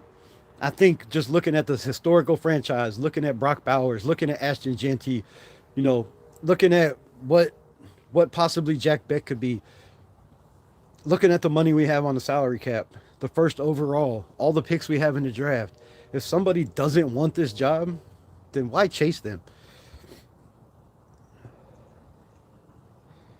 Hell yeah, bro. I was glad we didn't get him. I wanted Penix. See, I was out on Penix too because of the injury. Like, I think that he's gonna have a problem. I think his whole career, man. He's had reconstructive knee surgery 3 times now. That's bad. That's bad. People need to hear for the right reasons. For results, we are corrupted. Yes, yes. And it all starts with the inside. Um, I hate to hear we're nothing from the Raiders players or management, but McDermott in the world of social media, nothing. McDermott has come out and said, from what I was told, that he's taking a year off. He'll be back next year if there's jobs available. Which it's the NFL. There's always jobs available. But from what I heard, he's going to take a year off because you're looking at the Raiders or Cardinals. And when he was fired, he was looking at what? Not McDermott. Oh, what? What did I miss? Oh, but damn it, in the world of social media, there's oh shit. I can't read, bro. It's getting dark out here. There's nothing that's a step in the right direction, keeping family matters in house. I mean, yeah, that's a big that's way bigger than we've been last year, right? There's been nothing but leaks out of this building. There was leaks on the Christian Wilkins things. There's, leaks on the players. There's leaks of, after the season of players, meeting to trying to make the offensive line better because the coaching was so bad. So yeah, it is nice it sucks as a content creator to not have, to not have the know and shit. Even the little birdie in my ears, like, bro, keep an eye on these 3 guys. That's what I got for you. So, I mean, it sucks on that point of it, but I'm glad that they're doing their due diligence, they're disciplined, and they're keeping everybody at bay. That's what you said, McDermott. Appreciate you for the $2 holler, Raiders. I hear Rams could try Ty Simpson. Dude, I think Ty Simpson is probably the second, if not the best quarterback in this draft. I mean, with the most upside. He didn't have a running game at Alabama. You can't win not having a running game. Look at Patrick Mahomes. Look at Joe Burrow. Look at Josh Allen. You can't win in the NFL without having a running game. Look at Caleb Williams last year to this year, right? You need a running game. Look at Aiden O'Connell's record, 6-1 when they rushed for over 100 yards. Should be 7-0. Other than that, shit, he has 3 wins. You know what I mean? So a running game is huge, and Alabama didn't have a running game. So Ty Simpson to sit behind Matthew Stafford would be great, bro. Would be great. And they have the picks. They have 2 first rounds. They can easily do that. I don't think Trinidad Chambliss is a McVay style. Cleveland about to draft another quarterback. Get Pavia. I like the kids. I like the kid's moxie. I like his attitude. I like his his character. I like his, playmaking ability to play off script. He's got some things to work on. But if you can get on a team that has a damn good running game, that has weapons, and you can just move the pocket and you don't have to stay in the pocket all the time or in the gun all the time, I think Pavia would be a damn good player, man. I really do. I'm gonna take my ass in the house. It is fucking cold out here. It went from 45 to 30 with the quickness. Oh, I'm done shivering. But yeah, man, there's some sneaky quarterbacks in this draft, and a lot of people have been saying, yes, there's only number 1, but I really don't have Fernando Mendoza as a number 1. I mean, I know a lot of y'all do, but me, I just don't. Not number 1 overall. Right? I don't think he's better than Sam Darnold was in college. I don't think he's better than... Oh, much better. Been standing up for 1 hour and 24 minutes. Good Lord, that's a long time. I don't think he's better than But a lot of guys that were drafted second, third round, right? He sure the hell ain't no Mahomes was drafted 10th overall. So, you know, I'm not as big on most people as Fernando Mendoza, but unlike a lot of people, I watch a lot of film.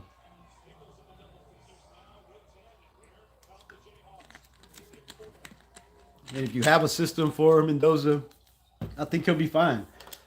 But damn, I'm looking at these other quarterbacks like Ty Simpson. I'm looking at Trinidad Chambliss. I'm looking at bringing in two quarterbacks. You can bring in Taylor Green, Sorsby, right? What's the other kid, the left-handed kid that's been out there?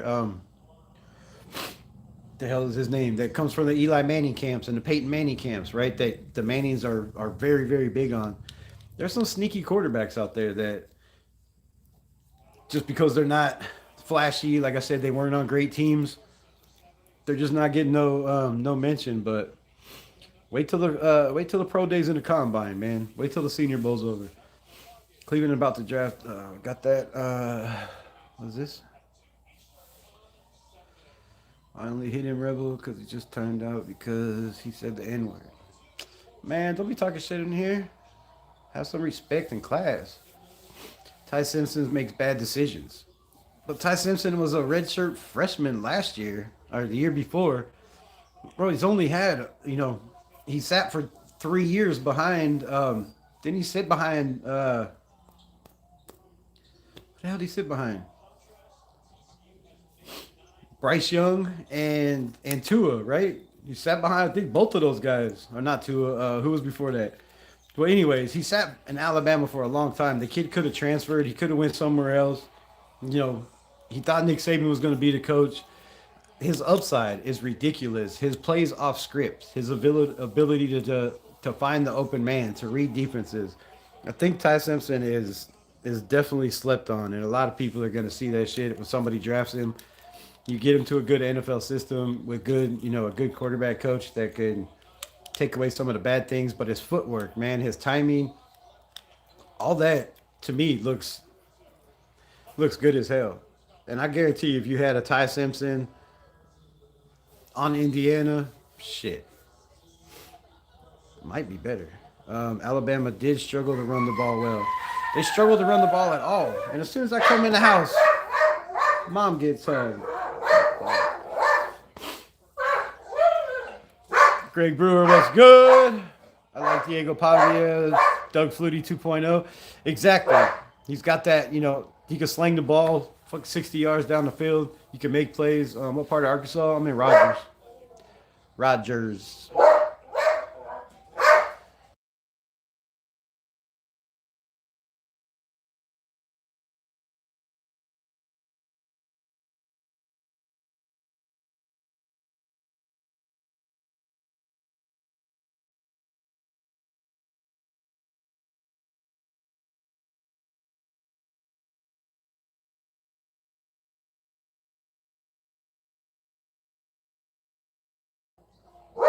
Oh, God. Well, she stopped for a second. Many think Stafford has 2 more years. I think he's the MVP this year. Any rookie quarterback benefit from Stafford's status, not Rodgers. He would be willing. I think Stafford knows his role. I think he knows that the Rams, know that it could be this next year or the following year. That could be his last year. And they know they need a quarterback. And they know, they have a free draft pick, right? They made a trade. Who did they trade? Whose draft pick did they have? I don't even know whose draft pick they have. But, they made a trade. Oh, the Jets, I do believe. So they have... Is it the Jets? I don't know. But they have a damn good high draft pick. And, as good as the Rams are, being in the NFC Championship, right? They're not going to have a very high pick. So they have a free pick. What better time than to get your quarterback than to right now? Hold on. Where's this damn remote? What the fuck this is on? Shut up. So if I'm the Rams, if I'm McVay, bro, I'm going to get my quarterback. And, I would even be willing, if you think Fernando Mendoza is the guy, if you're the Rams, to give up your first both of your first round picks to go get a Mendoza, right? I mean, I would be willing to do that if I was the Rams and I thought he was their guy. But there's so many damn good quarterbacks in this draft that are slept on. Y'all will see. Y'all will see. What do I think about Dago Pavea? I just said that. Cole Payton. Yeah, Cole Payton. Like there's some quarterbacks out there that can run a system, man. They get put in the right spot. Like this is what I'll say, right? Jackson Dart. I had Jackson Dart as a first round pick, and I told everybody last year I would take Jackson Dart sixth overall, and they laughed at me. They said I was crazy, right? Which is understandable. Not everybody, like I said, watches film as much, but just the character, the bravado, the moxie that he carries, right? The way he carries himself, the will, to want to win, the love of football. Not everybody has that the way certain people do. And Jackson Dart was one of those dudes, right? And then you look at Tyler Shuck. Tyler Shuck, I said I had him as my third quarterback, my third quarterback in the draft last year. And I said I would have took him in the first round. If I was a team that needed a quarterback, and I was sitting there or even needed a quarterback next year or thought I could need one, Tyler Shuck is a damn good pick, right? He was in college football for 6 years. He had damn good numbers, right? He's mobile. He could throw. He goes to the New Orleans Saints, and come on, he might be one of the best quarterback out of that draft, and better than Jackson Dart, better than Cam Ward. Drafted in what was he, the second or third round? So, look, these people misjudge quarterbacks all the time, and they're definitely doing it this year because guys like Jared Nussmeier, if you watch the practice, out there throwing bombs, right? An LSU guy. Yes, most of the throws were to an LSU receiver, but still, it's the point, right? So there's a lot of quarterbacks that are going to creep up in this shit. He is left-handed QB. Yeah, I think that right. That's the starter for the National League, Cole Payton. I think Pavea will go in the fifth or later. I mean, somebody's going to take a chance because it's not a big quarterback draft. I mean, so they say, right? There's a lot of sleepers in here, like I said, but he could be a guy that goes undrafted. I wouldn't be surprised if some teams just don't take a shot on him, not because of his game, not because of his height, but because of the shit that went on after the Heisman Trophy, right? He went out, talked shit about a bunch of people voting on the Heisman Trophy, talked shit about the fans, talked shit about the people in the Heisman Trophy competition. It didn't look good on his part. So the character issue, same character issue Shador had, you know, thinking you're the greatest of all time. Not exactly the same because one came from the mud, one came from a gold spoon in his mouth, but character's a lot. And I think he, did some stupid shit on social media that a lot of people aren't going to waste a pick on. But I think somebody will pick him up as a UDFA. That's the thing. Ty Simpson has not had enough snaps to be selected in the first round. No, no, he hasn't. But he's, you could say that about a lot of people, right? You could say that. Well, Baker Mayfield didn't have. I guess he had kind of snaps, but not a lot, right? You could say. What the hell is his name for the Colts? Anthony Richardson, right? Anthony Richardson played in what, like 9 or 10 games or some shit and got drafted third overall because of his upside, his athletic ability. He could throw the ball 80 yards down the field. I'm not saying it was a good pick, but I'm saying it's the NFL and people make bad choices all the time. People make bad assessments. People have scouts that misjudge people. They're judging them from their numbers and not judging them on their character or their heart or their love of the game, which makes a big difference. So Ty Simpson, I mean, you made it to a playoff. You had enough snaps, not enough. I keep saying it, but if you watch this channel, my shit is 25 to 30 starts, I think is where you need to be to come out of college. But then you look at a guy like, Trinidad Chambers, right? He had a bunch of starts in D3, but then he comes to the SEC. He had 12 starts, 10 starts because he didn't even start the first 2 games. Trinidad Chambers, if he can't go back to Ole Miss, he's going to be drafted very high in the NFL too. Maybe not the first round, but very high in the second. I guarantee you. Maybe on the late rounds could be a pickup, smaller, but he's a good football player. Yeah, he's a damn good football player, and he's got that dog in him, right? You got that dog in you. You can make plays off script, but his problem is the plays on script, right? Staying on script, getting the ball out on timing, getting the ball out, you know, um, within the structure of the routes. That's a big thing. And his size, you got to roll out of the pocket, you got to move the pocket, you got to have passing lanes. These dudes are 6'5", 6'6" in front of you. You ain't throwing or seeing over them, right? You're gonna have to find windows. But somebody will take a chance. He was sitting behind Jalen Milroe. That's it. That's it. Jalen Milroe. I knew it was one of those dudes. Only want Mendoza if we get Clint Kubiak. Okay, okay, that's a good take. Um, how can you be better, undefeated, Heisman and Natty? I mean, damn. Well, you can't be better. You can't be better, but you can be a system quarterback. You can be a game manager and be better. Signetti brought in 23 recruits from teams that he had been on that were 24 years or older. These guys are NFL age. They have 5 to 6 years experience. They were with Signetti on other teams. Signetti's staff is the same staff he's had for 8 years. The offensive coordinator has been with him on 3 different teams. The defensive coordinator has been with him on 3 different teams.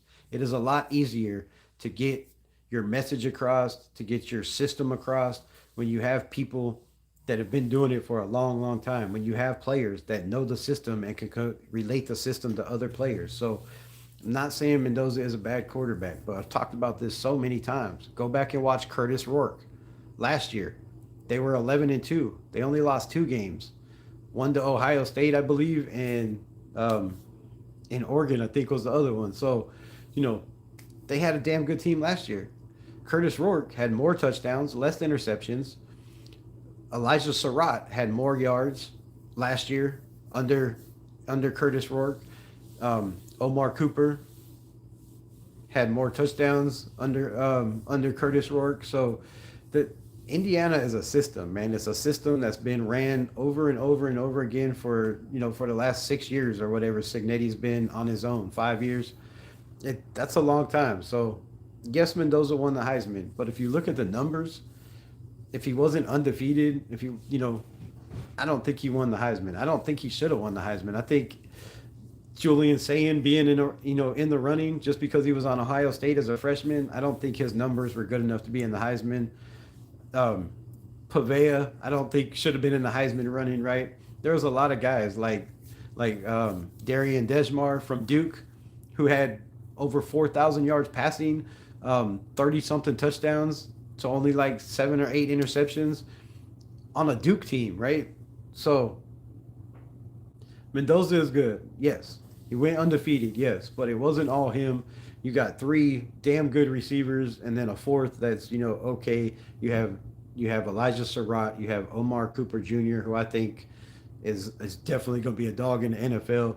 You have Charlie Becker, and then you have Williams Jr., like the fourth option, and then you have a tight end that plays fullback and tight end out of the backfield. Like Indiana had it all together. They were the best team in football. Was Fernando Mendoza the best quarterback in football? I don't believe so. I believe he was on the best team, but I don't think he was the best quarterback in football. From the Falcons' 13th pick. Oh, the Falcons. Yeah, that's who it was. So yeah, the Rams got a free pick right there. You might as well take your quarterback when the future for the one you got is getting dim, right? I think the Rams got the pick from Dallas. Not sure. Rod says from the Falcons. I do believe it's the Falcons. Jason Ruiz, what's up, bro? Appreciate you in the building. Falcons. Drew Alar. I like Drew Alar. I like Nussmeier. I like a lot of these quarterbacks in the draft. I'm really high on Taylor Green. I think he's the sleeper of this draft. Last year, I thought the sleeper of the draft was Tyler Shuck. The year before, and Jackson Dart, but not really much of a sleeper. Some people just had him in a second. Riley Leonard looked pretty good when he got to play with the Colts, right? A guy that I had very, very high on my list last year. So, we'll see. But I like Drew Alar. I think they only lost 2 games with Penn State, right? He had a damn good running game, had a damn good defense, but then they started having problems with their coach. And then they started having problems with, you know, problems in the building. And then Drew Alar got hurt this year and didn't play the whole year. So, he's had a whole bunch of time to recover. He's had a whole bunch of times to work with a quarterback coach.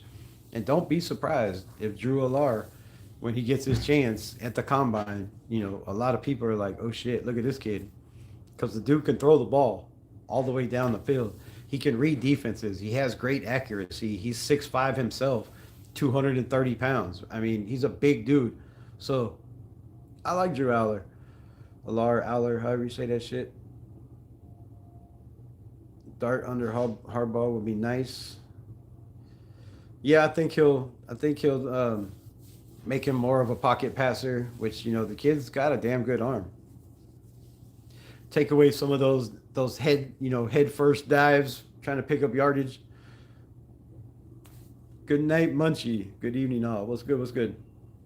Mendoza not can be compared to Doug Mendoza. No, nobody's comparing Mendoza to Doug Flutie.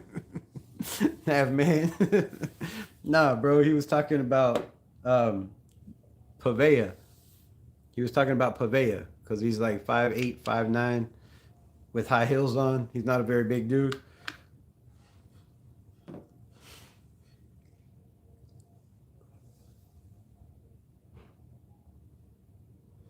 I'm not sure why anyone would think he's not a good call for number one. Well, because he runs out of a shotgun 90% of the time, because he runs a lot of RPO. NFL teams run RPOs like what 12, 14% of the time. Maybe it's a little bit higher, but I think it's less. I think it's like 8% of the time. So, I think teams a little higher, maybe like 20% possibly with why do I keep saying with the damn Kermit the Frog? There's a lot of reasons. There's a lot of reasons. There's a lot of reasons. A lot of his accuracy numbers are quick throws. It's a lot of timing routes. There's a lot of things. There's a lot of things. Mendoza, if you watch him at Cal, right, where he didn't have the greatest offensive line, where he didn't have 4 receivers to throw to, wasn't the same player. Sometimes you got to step back and you got to look at, what a dude did in his career, and you got to look at Sam Darnold getting placed at the Seattle Seahawks, right? They had everything except Geno Smith kept throwing interceptions, kept turning the ball over, right? They get rid of Geno, they get in a couple more pieces, like my guy Nicky Minwori to run the center of the defense, and Seattle's in the Super Bowl, dominating the NFL, right? With a quarterback that a lot of people said it was a bust because he could run the system. So you can't just look at Mendoza because he won the Heisman. I think there should have been a lot more people in that Heisman race than Jeremiah Love, Pavea. What's under the hat? Hair? what's under What's under your hat, bro? What you mean? Would love to see Dak Prescott go to the Raiders. Cowboy Nation had enough of him. Nah, bro, nah. I don't want Dak Prescott. The dude can't win in the playoffs. He can't get over the hump. He's had a solid as one of the best offensive lines in football, I believe. A damn good running game. You got two of the best receivers in football, and when it comes down to late in the season, after about 12 games, Dak Prescott, his arm gets weaker, the throws get worse, his decision making gets bad. I'm out on Dak Prescott. He's a damn good quarterback, but Dallas paid him way too much money, and nobody's taking that shit on. I don't think. Pat's here, baby. Chuck Rule Kings. Yeah, whatever. What's good, my guy? Hot four in the building. Got to come in hot like that. Pro Bowler Shador, man, that's just absolutely ridiculous, bro. It's ridiculous. You bring in Shador Sanders, he has 7 touchdowns, 10 interceptions, 555 sacks. And you bringing this dude to the Pro Bowl. Man, I don't know how much his daddy paid for that, but it was an awful lot.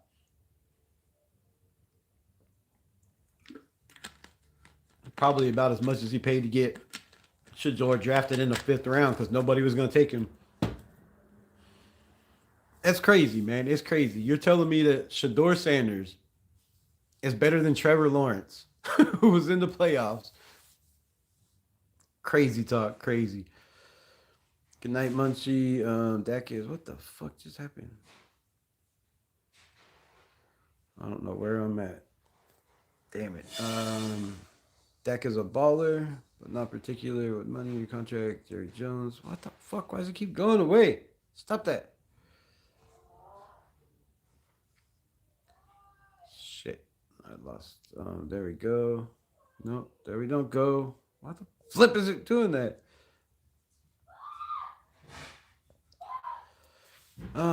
Here's anyone going to watch Reese Senior Bowl Saturday? Of course. Of course. You have to. And I'm going live for the game. Do you like Chambliss? I like Trinidad Chambliss. I think he has the most upside, with the Type Simpson, with the, with the Taylor Green. Yes, he wasn't in an offense like they were, but I love Trinidad Chambliss. He's definitely in my top 3. Mendoza, 35 starts with Natty in a Heisman undefeated season. Um, yeah, yeah, but he didn't have great yardage. Yes, he had 40 touchdowns, but he only had 25 or 6 touchdowns before the playoffs. So he did get to play, 3 more games than most people play. Yes, they were undefeated, but yes, you have a top 10 defense. You have a top 10 offensive line. You have 3 receivers that are going to go in the first 2 rounds. Maybe one falls to the third. I just don't see that. So yeah, it's easy to say, bro. You could put any quarterback in that situation. I think that's why I said go back and look at Curtis Rourke last year. Curtis Rourke had the exact same numbers. A lot of them were better in a lot of percentage, throwing yards, touchdowns than Mendoza. They just didn't go undefeated because he got hurt and he was playing on a bad ACL too. Hey Rebel, are you gonna watch? Yes, absolutely. I'll probably be live. I don't know what time it comes on though. The Royal Rumble is on Saturday as well. So I don't know if I'll be live for the game, but more than likely. 93. Dak folds like a lawn chair in the playoffs like Lamar, right? Folding like a lawn chair. My favorite saying. Then the Minions talking about Kyler Murray. Oh my God, no. No. We are not. Kyler Murray is not even on the radar for the Raiders. I don't know where that ever came out. No. Unless they do have the 3rd overall pick. And maybe the Raiders do some stupid, outlandish, crazy shit. Take their 3rd overall pick, take their first pick next year, take their 2nd round pick, and take Kyler Murray off their hands. I could see the Raiders doing a Raider thing like that. I really could. However, Brady does not believe in mobile quarterbacks because it lowers their longevity of NFL life, right? Taking a lot of hits. He wants guys that can stand in the pocket like he did. He wants, a carbon copy of himself. So I don't think Murray would be it. Murray won the Super Bowl on Xbox. Kind of like Josh Allen, he gets put in positions where he has to do it all. If they went like Brady, who takes pay cuts and gets dudes in there, they would both win. That's that's a hell of a hot take and a hell of a statement. I agree, Nav man, 100%. Like if you build a team around a quarterback, it's a big difference. Alex Am was good, my guy. Appreciate you. And Tom Brady, like a lot of people forget, bro. Tom Brady, Patrick Mahomes, these guys were picked up and dropped into a system, bro. Tom Brady didn't start his rookie year. Tom Brady played 1 game his rookie year. Does anybody know what his stats were? He was 1 for 11. 1 for 11, bro. 0 touchdowns, a turnover.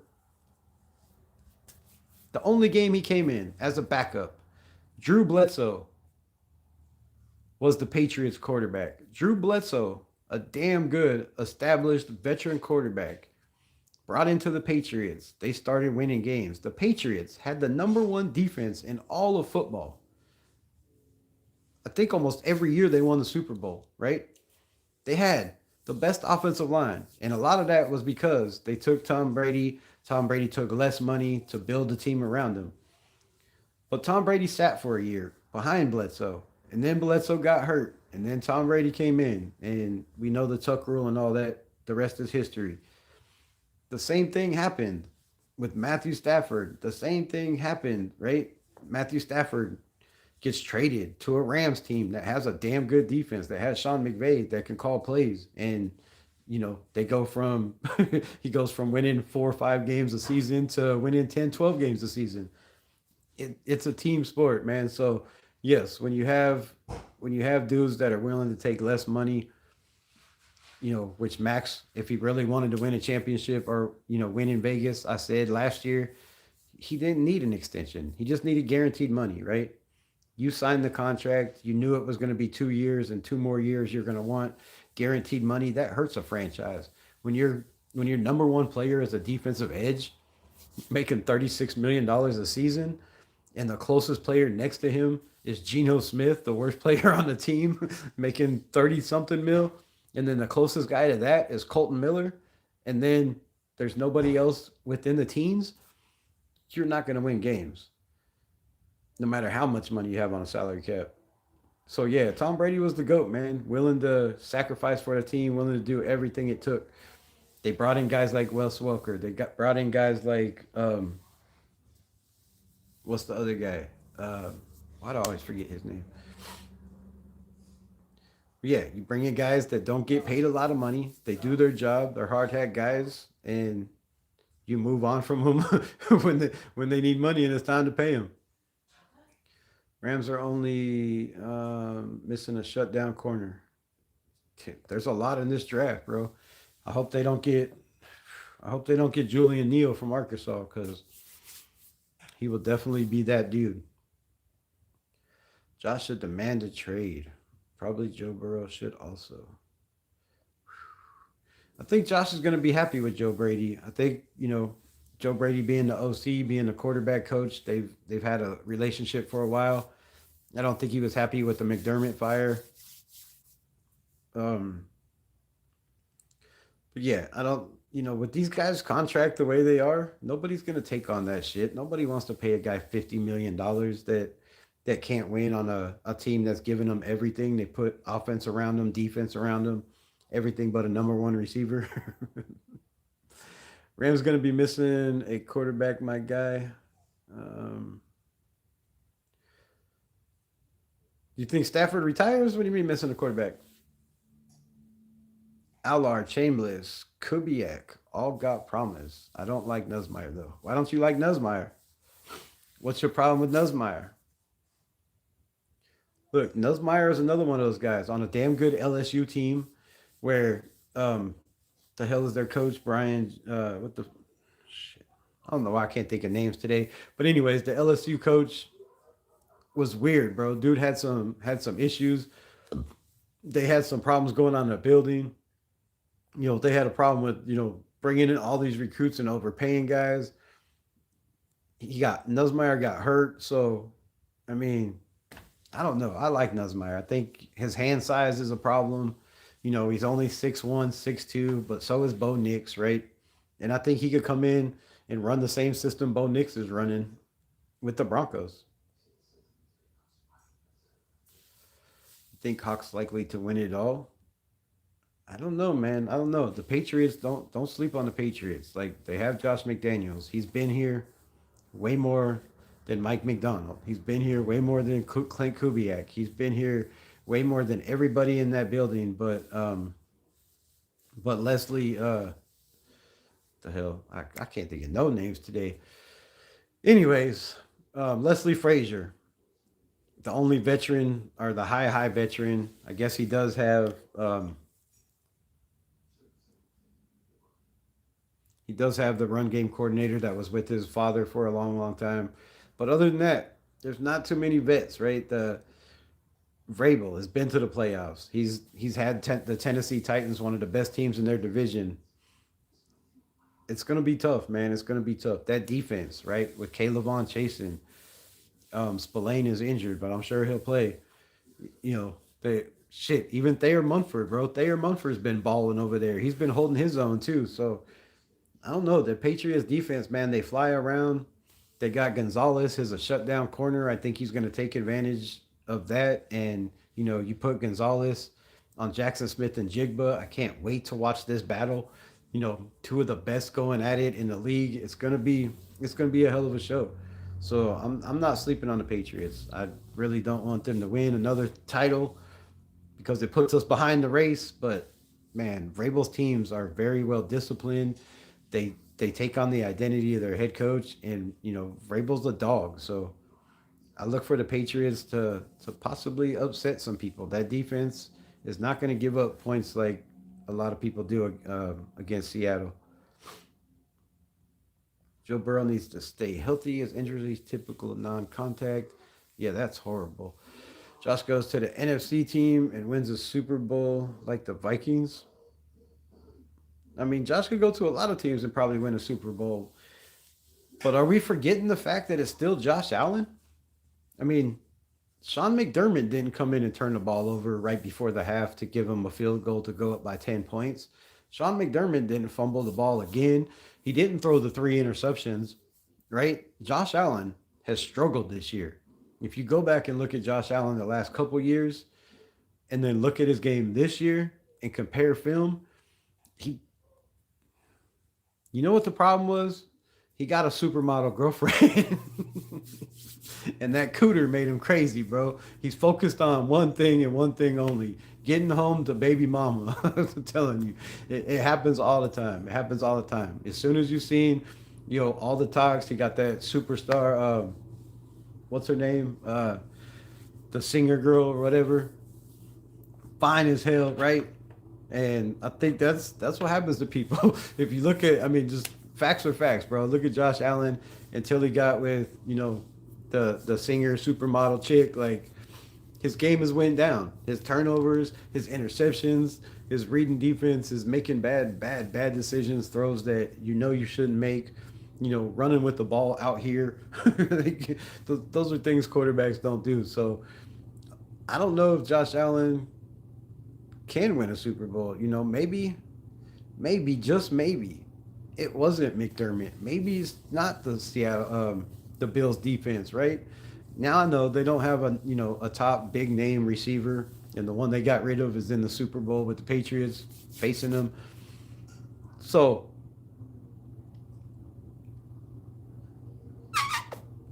where the hell did that go?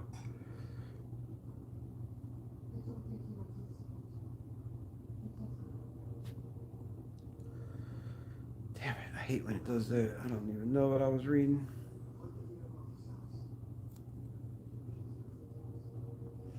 Bengals Carson Wentz. Joe letting him take a beating. Shit, yeah, Carson Wentz even looked good, bro. Even looked good. Bro, to the Jets would be epic turnaround. O-line is solid, great defense. Angel Eyes, Melissa was good, was good. Trying to find my place. Joe Josh would probably be with the Ravens. With the Ravens, but they have Lamar. Lamar falling asleep in team meetings. That's crazy. But that just goes to show you, when your quarterback is not happy, bro, when you do not make your players happy, they're not all bought in, and they're not, they fall asleep in meetings. They're not learning the game. Obviously, they're not mixing it up or changing the system to keep these guys, involved, to keep their attention. If you're constantly running the same old shit and it's not working, guys are gonna get, they're gonna lose interest.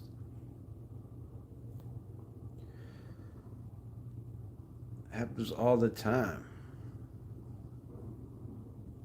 All right, I don't know where the hell my place was. Somewhere in here. Shout out to the 27 people in the building, man. I appreciate y'all. Fans got Shador in is crazy. Yeah, it's a popularity contest, and the Pro Bowl has become a joke. It makes the NFL look bad. You know, not that Max Crosby doesn't deserve to make it, but come on, there was a lot of players with way better stats than Max had this year, and they only take six defensive ends. So, yeah, it's become a huge popularity contest, and if no matter what your numbers are, if you're not popular, you don't make the Pro Bowl. It's crazy, bro. It's absolutely crazy, crazy shit. Joe Flacco should be in the Pro Bowl before Shador. Bro, I could think of 10 quarterbacks right now that should be in the Pro Bowl before Shador. I mean, you could even say Geno Smith, right? With the year he had, should be in the Pro Bowl before Shador. Brady's best call to date was not drinking the Sanders Kool-Aid. Al saves us. Appreciate you, my guy. Great comment. I had some silly ass reporting in Cleveland, taking on Dion for coaching positions. I mean, what are you going to come in and be? Defensive coordinator? I mean, I guess if they lose, if they lose Jim Schwartz, I mean, possibly. Mendoza 37 touchdowns and 0 picks in the red zone in his career. That's solid ass numbers. That's solid ass numbers. But you also have to look at the route running from those guys he's throwing the ball to, though. You got to look at the play calling from Charlie Weiss. I mean, come on, man. We're talking about Charlie Weiss. Charlie Weiss Jr. Dude is a play calling dog, bro. There's a reason Mendoza is good, and it's the staff, man. It's the staff, right? It's the staff. If Mendoza wanted to impress me, he should have stayed at Cal, and he should have went undefeated there and won the Heisman Trophy. I'm just saying, on a team that didn't have everything great, because then it's all you, right? Then you look like you're the guy.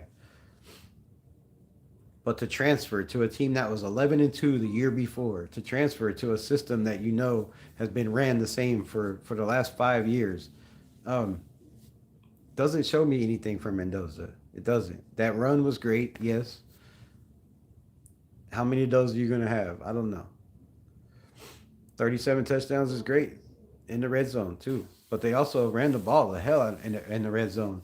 And, a lot of his pass and accuracy that everybody says accurate is receivers making damn good catches. Their receivers have a whole list of highlight reels. You can put on highlights from Surratt and look at the amazing catches he makes that aren't very great throws. You can do the same thing for Omar Cooper. You can do the same thing definitely for Charlie Becker, because that dude makes some crazy ass catches. So it's a team, man. It's still a team sport. And Indiana bought into the system better than anybody else, and they went undefeated. But you can't say it was just because of the quarterback. At least I can't. The stars are really aligning for the Raiders. Mendoza proves to be the pick, and coach proves to be the coach, both in big games. Murray not a Raider, not what I said. Oh, I can't read, bro. Let's skip past it. I thought you said they were talking about it. Don't think you can see with those glasses. No, I don't think I can see shit. That's fair. Need a new eye doctor. Yes. Anybody want to pay for a new eye doctor? Super chats are welcome.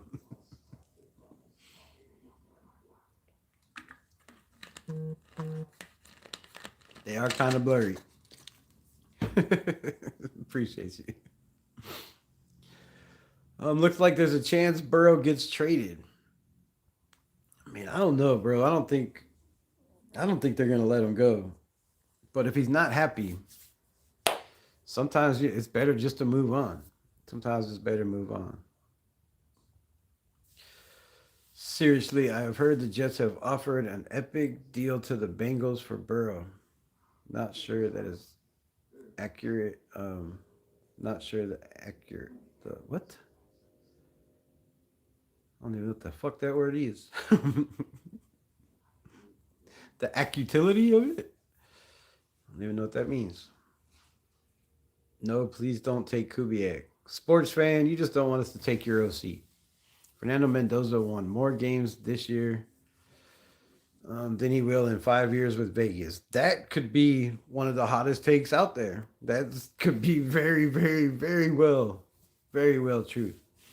The ball gets credit for developing Josh Allen. Joe Brady, I think, was in his ear more than the ball ever was. But he kind of played his best football under the ball. And Brady's got to get, Joe Brady's got to get credit for it too. And we'll see. We'll see. Ashton Genty, Max having their talents wasted. Don't forget Brock Bowers. Brock Bowers, 2 years, 13 overall pick. With that talent, he should be in the playoffs every year. Webb withdrawn, Raider Nation. Right back out. What? Is that for real? Is that for real? I haven't been on X in a minute. Let me see, Cuban. Breaking news, Webb withdrawn. Let's see.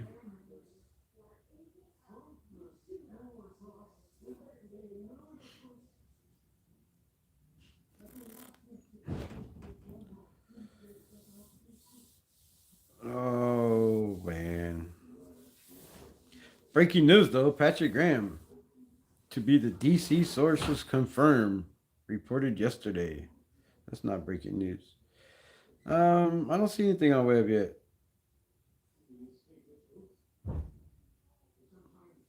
Where the hell my little birdie is?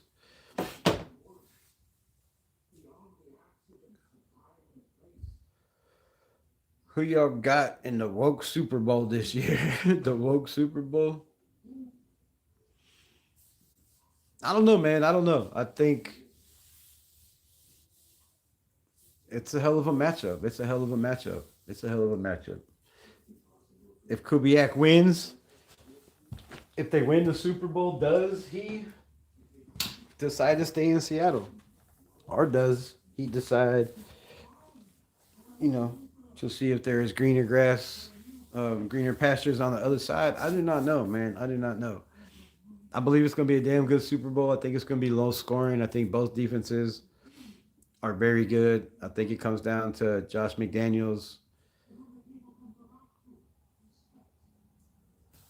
and his offense, right? Because if you look at the last two playoff games against the Broncos, yes, they were one of the best defenses in football, but they struggled. Yes, it was a snow game also in the second half, but Drake May has fumbled the ball, thrown interceptions more in the playoffs than he has all season, right? He's got more turnovers in the playoffs than he has all year. So that's a problem for them. Can they hold on to the ball? Can he make better decisions?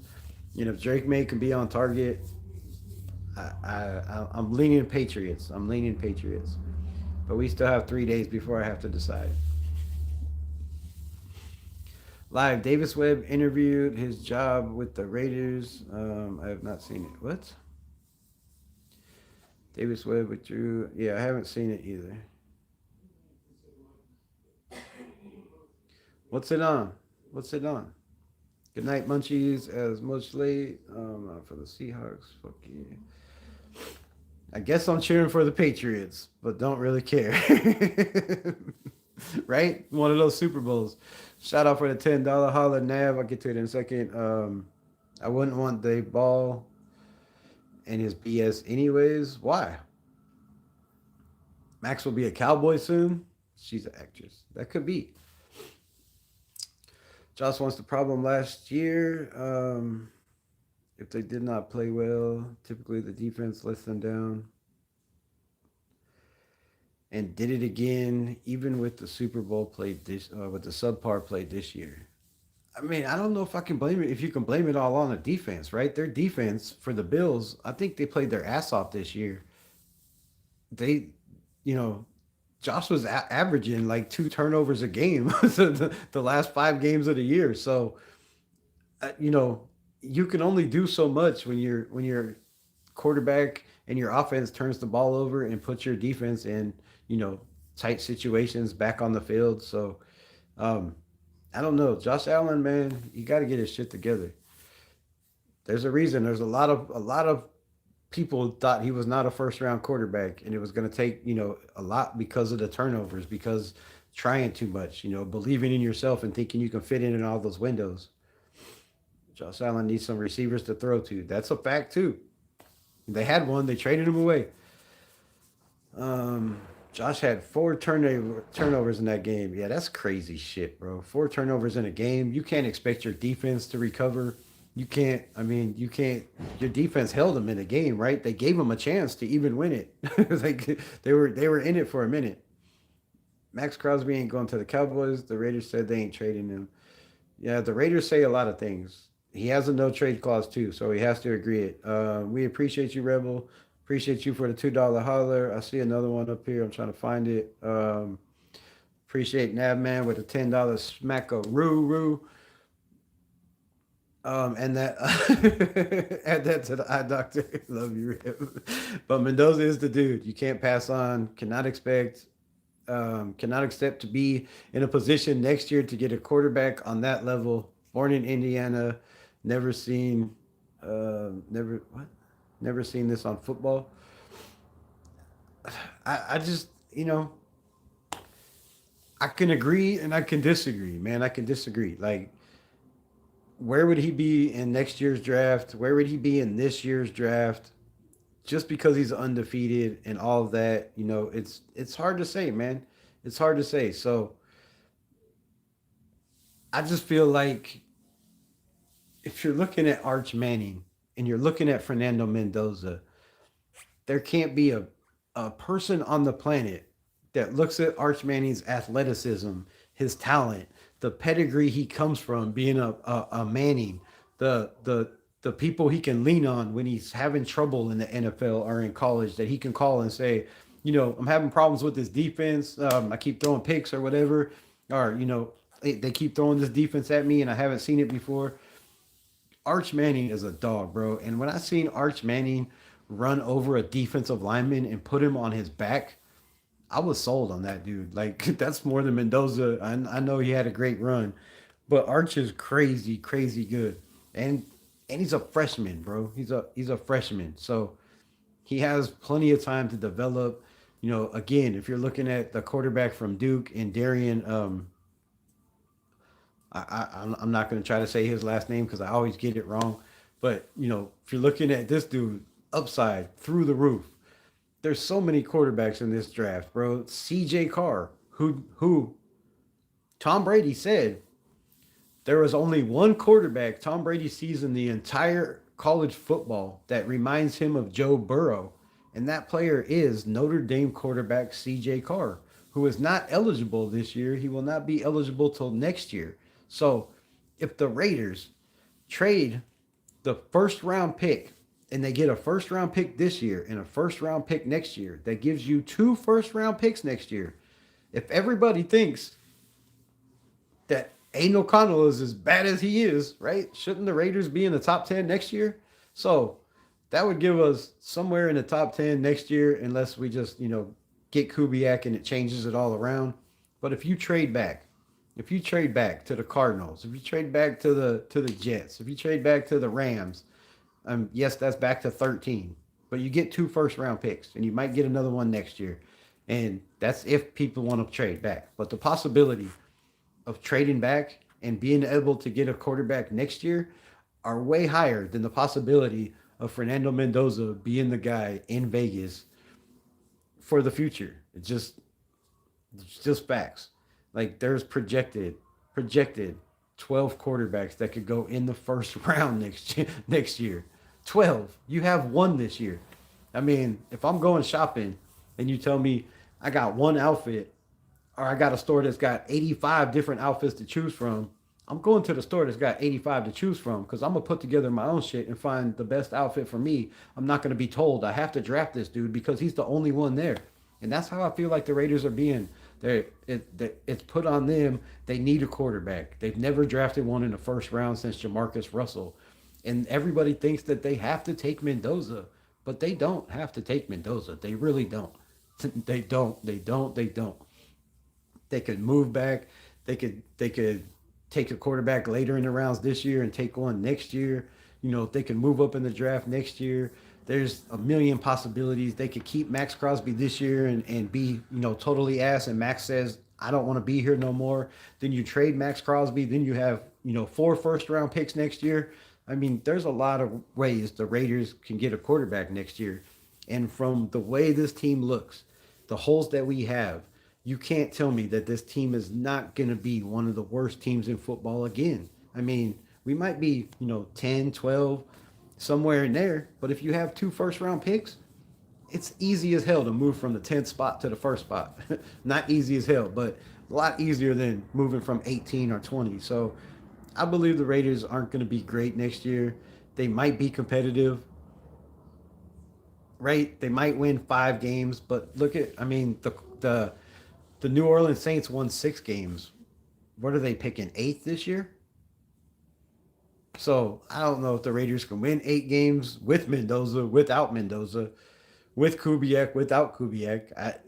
That's to be seen. I think there's a lot of things that the last 3 coaches have done to this franchise, to the players.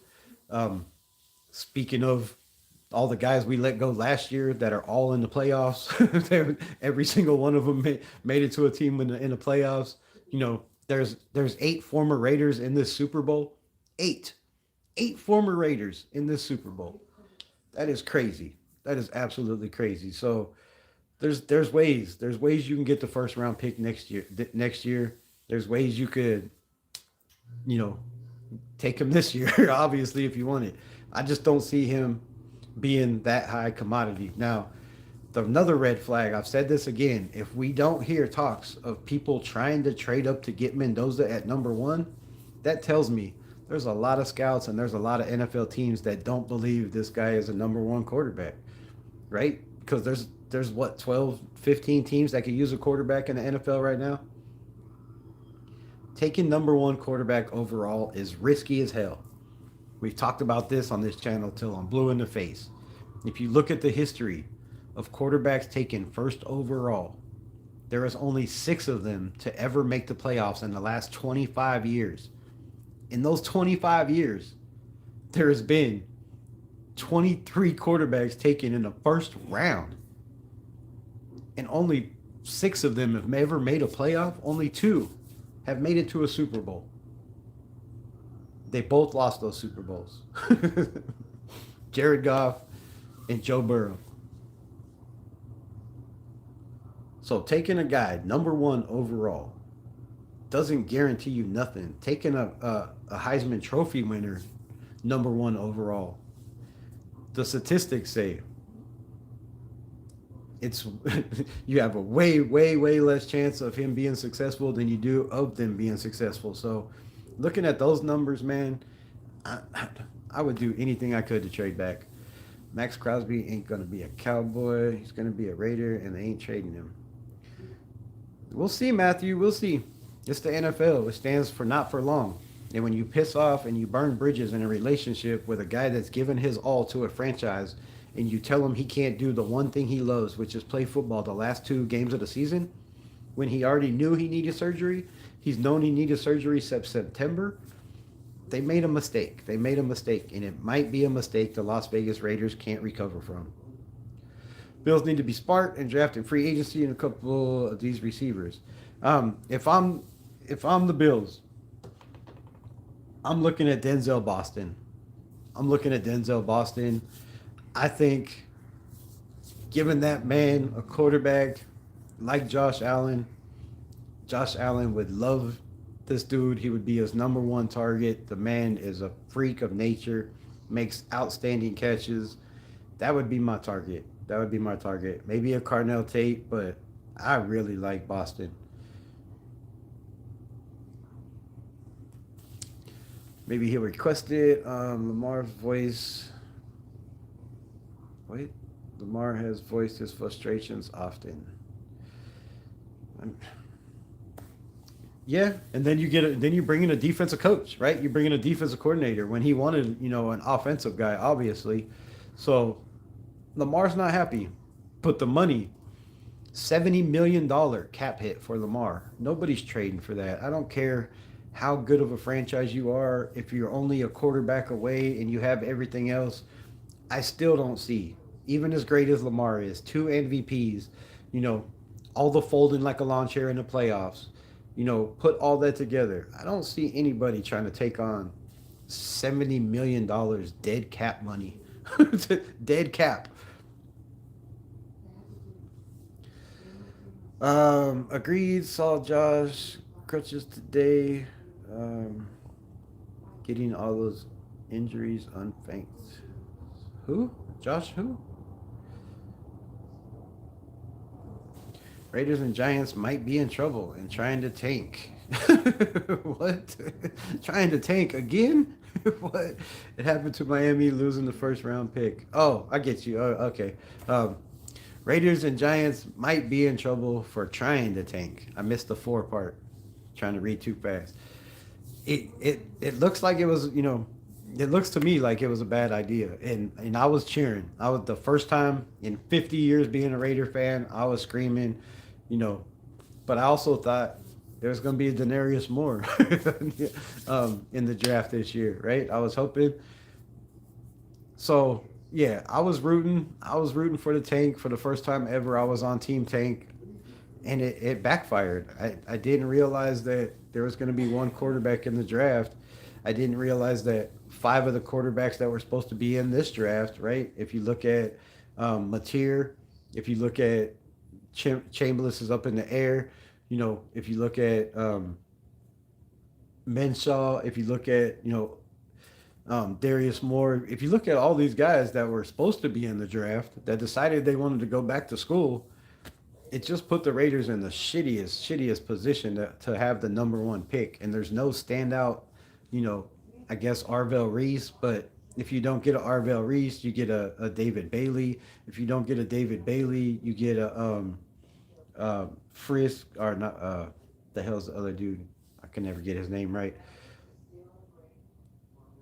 Celtic Colt, whatever the hell his name is. Like there's edge rushers and there's linebackers in this draft. There's no quarterback. So yeah, man, leave it to the Raiders.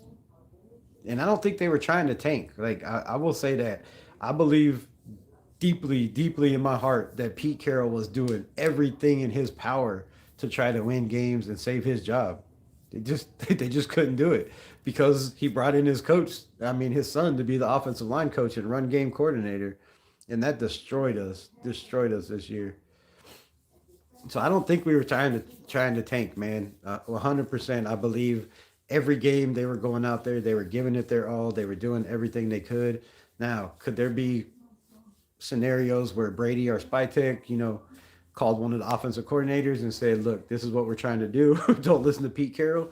That could be the case as well. But um, yeah, bro, need to chill. What? Pete's leadership just sucked. Team sucked. Case closed. I don't think it was his leadership. I think it was his heart. I think Pete Carroll coached with his heart. He brought in his sons.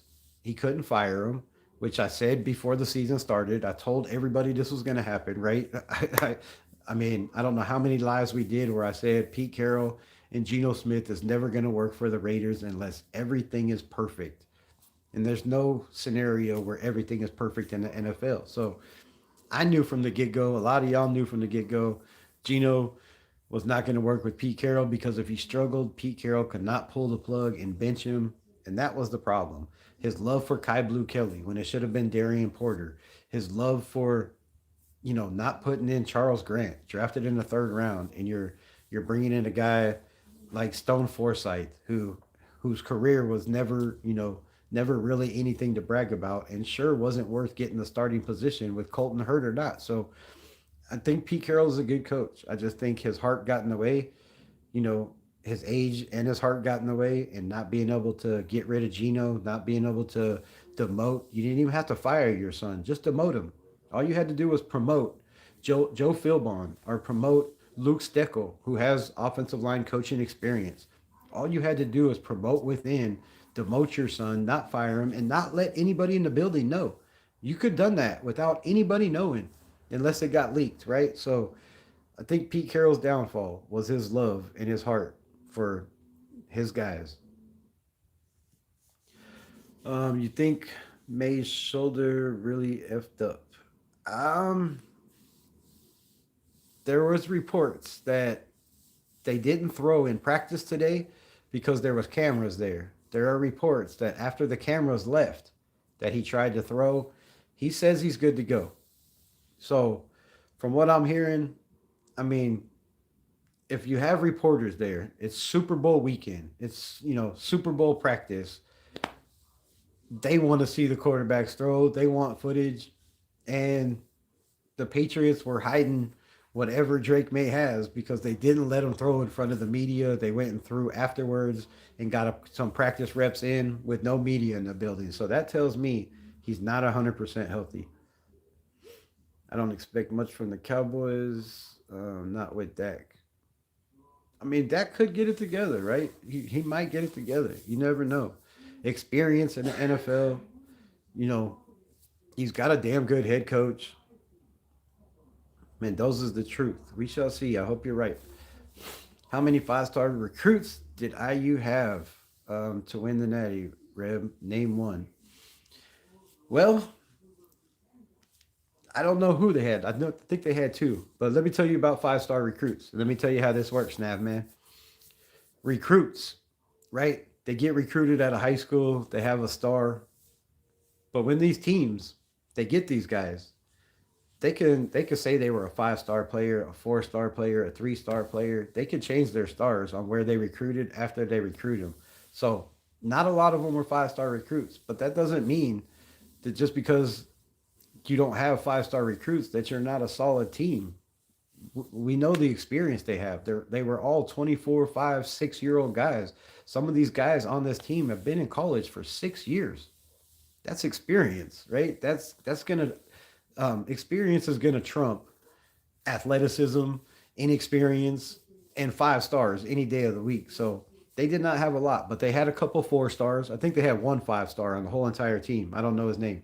Um, but they had a couple four stars. They had a couple three stars, but they had a couple guys that were also four-star recruits that after they brought them in, they said they were three-star recruits. So they can move that shit around. That doesn't mean anything. The fact is they had a solid offensive line.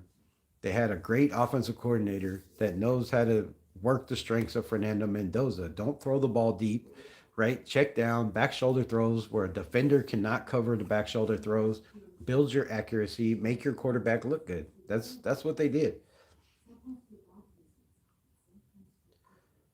Um, and it was a great team, bro. But I really, my gut feeling and my experience of just watching players, evaluating players, has been pretty damn dead on, pretty nuts, right? And I'm not saying, I'm the greatest evaluator, but I'm pretty hit on a lot of guys, right? There's not a lot of guys I miss on. And there's so many things that I just haven't seen him do. I mean, so many things I haven't seen him do. Run a system under center, right?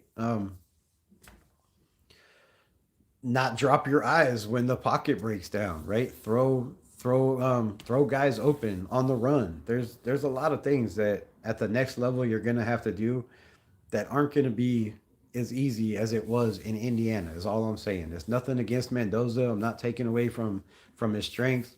He does have a great mind. He's a a playbook guy that doesn't have any girlfriends. That's another thing, bro. No girlfriends. You're sending him to Vegas, the stripper capital of the world, and the gold digger capital of the world. You're gonna have everybody trying to take this kid for his money. But great teams win, right? You can look at history. Great teams. Brad Johnson on a Tampa Bay Bucks team. They had a top 5 defense. They had a great running game. They had a solid offensive line. And Brad Johnson just had to manage the game. Did they go undefeated? No, but they won a Super Bowl. The Ravens with Trent Dilfer. I mean, what did Trent Dilfer do in his career any other place except for Baltimore? It was a system fit. They dropped him in. It worked. They won a Super Bowl. They had a great team around him, right? They did the same thing with Tom Brady. They did the same thing with Patrick Mahomes, right? They had Alex Smith, won 13 games the year before they drafted Patrick Mahomes. They traded a whole bunch of assets, moved up to the 10th overall pick, and they drafted a guy that came in a system that had a great tight end, that had a great offensive line at the time, that had a great defense and players around him. So I'm not putting this national championship on Mendoza. I won't. Mendoza might not be a super athletic, but he's a football nerd, and he's got it between the ears, and that's the most part. That is. But I've said the same thing about guys that we have in the building that has been in the building for 3 years that has the same damn thing that I think could play the same shit in the same system. System quarterbacks in the NFL don't always work, man. It doesn't always work. There's too much gap. It's too much learning process. These defenses you're going against at Indiana. Yes, some of them are some pro ready defenses, but they're not disguising blitzes, right? They don't have ghost nines out on the edge teeing off on guys in that guys that run 4-5 that are on the edge teeing off on guys, right? The speed is faster, the strength is better, it's the best of the best in the NFL. So yes, he played some damn good teams, and we'll see, what he does in the NFL. But I'm just not on him, just not sold on him. They should go get Gruden. I mean, Gruden did rebuild the team from ground up twice. A lot of people say, "Oh, look at Gruden's first year with the Raiders. He was, 3-5. He was three in this." Yeah, he got rid of everybody in the building. He got rid of Cleo Mag. He got rid of Amari Cooper. Uh, got rid of all the big dogs and started from the ground up. So I wouldn't be mad at Gruden. I think it would be crazy. It would never work with Tom Brady in the building, a guy that he didn't want, that he chose over Derek Carr. I don't think none of that shit would work. Mendoza IQ might take him further. He's very smart, and I think he's the best traits. He's not perfect though. But I mean, look, do we really know Mendoza's IQ? Like I've heard this over and over again by scouts. I've heard it by Chase Daniels, right, former backup quarterback, right. I've heard it by all these guys, Kurt Warner, right? I've heard all these people talk about Mendoza's mind, but do we really know his mind? When has he been in a system where he's had to pick people apart? Like, we don't know how good he reads defenses, right? He throws the ball on his first and second read every single play. There's very, very, very seldomly he gets to his third. I've never seen him get to his fourth progression, right? In the NFL, you're not always going to have your first read open. You're definitely not always going to have your second read. And sometimes you ain't going to have your first, second, third, or fourth read open, right? But you got to be able to get to your progressions and get to them quickly. I don't see that from Mendoza. I see a lot of first read throws. All right, this is the play. This guy is going to be better than that guy. Our offensive line is going to hold up, and you're going to have time in the pocket, which you don't need because you're getting rid of the ball in 2.66 seconds, which is NFL numbers, right? That would be third fastest in the NFL, getting rid of the ball that quick. So it's a lot of timing plays. Um, it's a lot of flow offense, and you don't get to see how great his mind is, right? I'm not seeing him standing, coming out from under center, making his first, second, third read, and then, throwing for a touchdown downfield to his fourth read, or, throwing underneath to his fourth read for big gains. I'm not seeing that from Mendoza. I see a lot of quick timing, quick throws. So I don't know what his mind is. Yes, he has nothing to do but, study film, right? But in the NFL, it's different. You don't know what you're seeing. It could look like cover two and be cover four. It could look like cover three and be cover six. Dude, you don't know in the NFL. These defenses nowadays, there is no, Tampa two, right? You're looking at Tampa two and it ends up being cover four because they send everybody and drop everybody back. The speed in the NFL is different, and that's all I see. Like, I just don't see a kid coming in day one is going to turn a franchise around. Could he be a franchise quarterback? Absolutely. He has intelligence. He has the snaps in the NFL. Has he been through the adversity you know like our minority owner Tom Brady once? No, no. I've never seen him throw four turnovers in a game and see what he does after that. No, but I've seen Trinidad Chambers do it. I've seen Ty Simpson do it. Right. I've seen these guys do it. I've never seen Fernando in that situation, at least this year. And Cal, right, a couple times, but he doesn't throw. He doesn't have a lot of games where he has three or four turnovers. So what's he do at adversity? When those situations arrive in the NFL, because they will. We're all gonna have to wait and see. Webb out as head coach.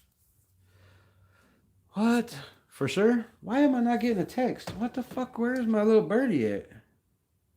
Are you sleeping? Are you drunk? What the fuck is going on?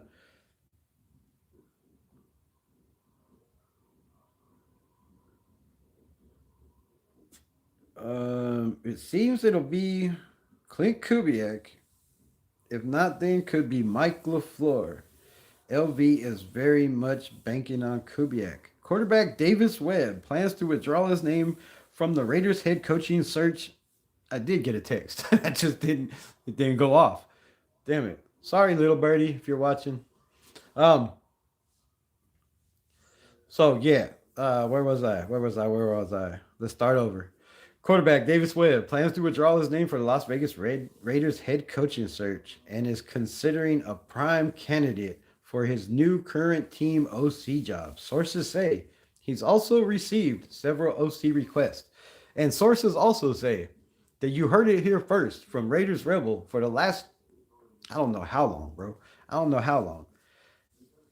Davis Webb has an infatuation with Sean Payton, and all he wanted was a little bit of respect. So, where are we at now as Raider Nation? Sam Webb will more than likely, it hasn't been done yet, but more than likely will draw his name from consideration for the job for the Las Vegas Raiders. That leaves Clint Kubiak and Mike LaFleur.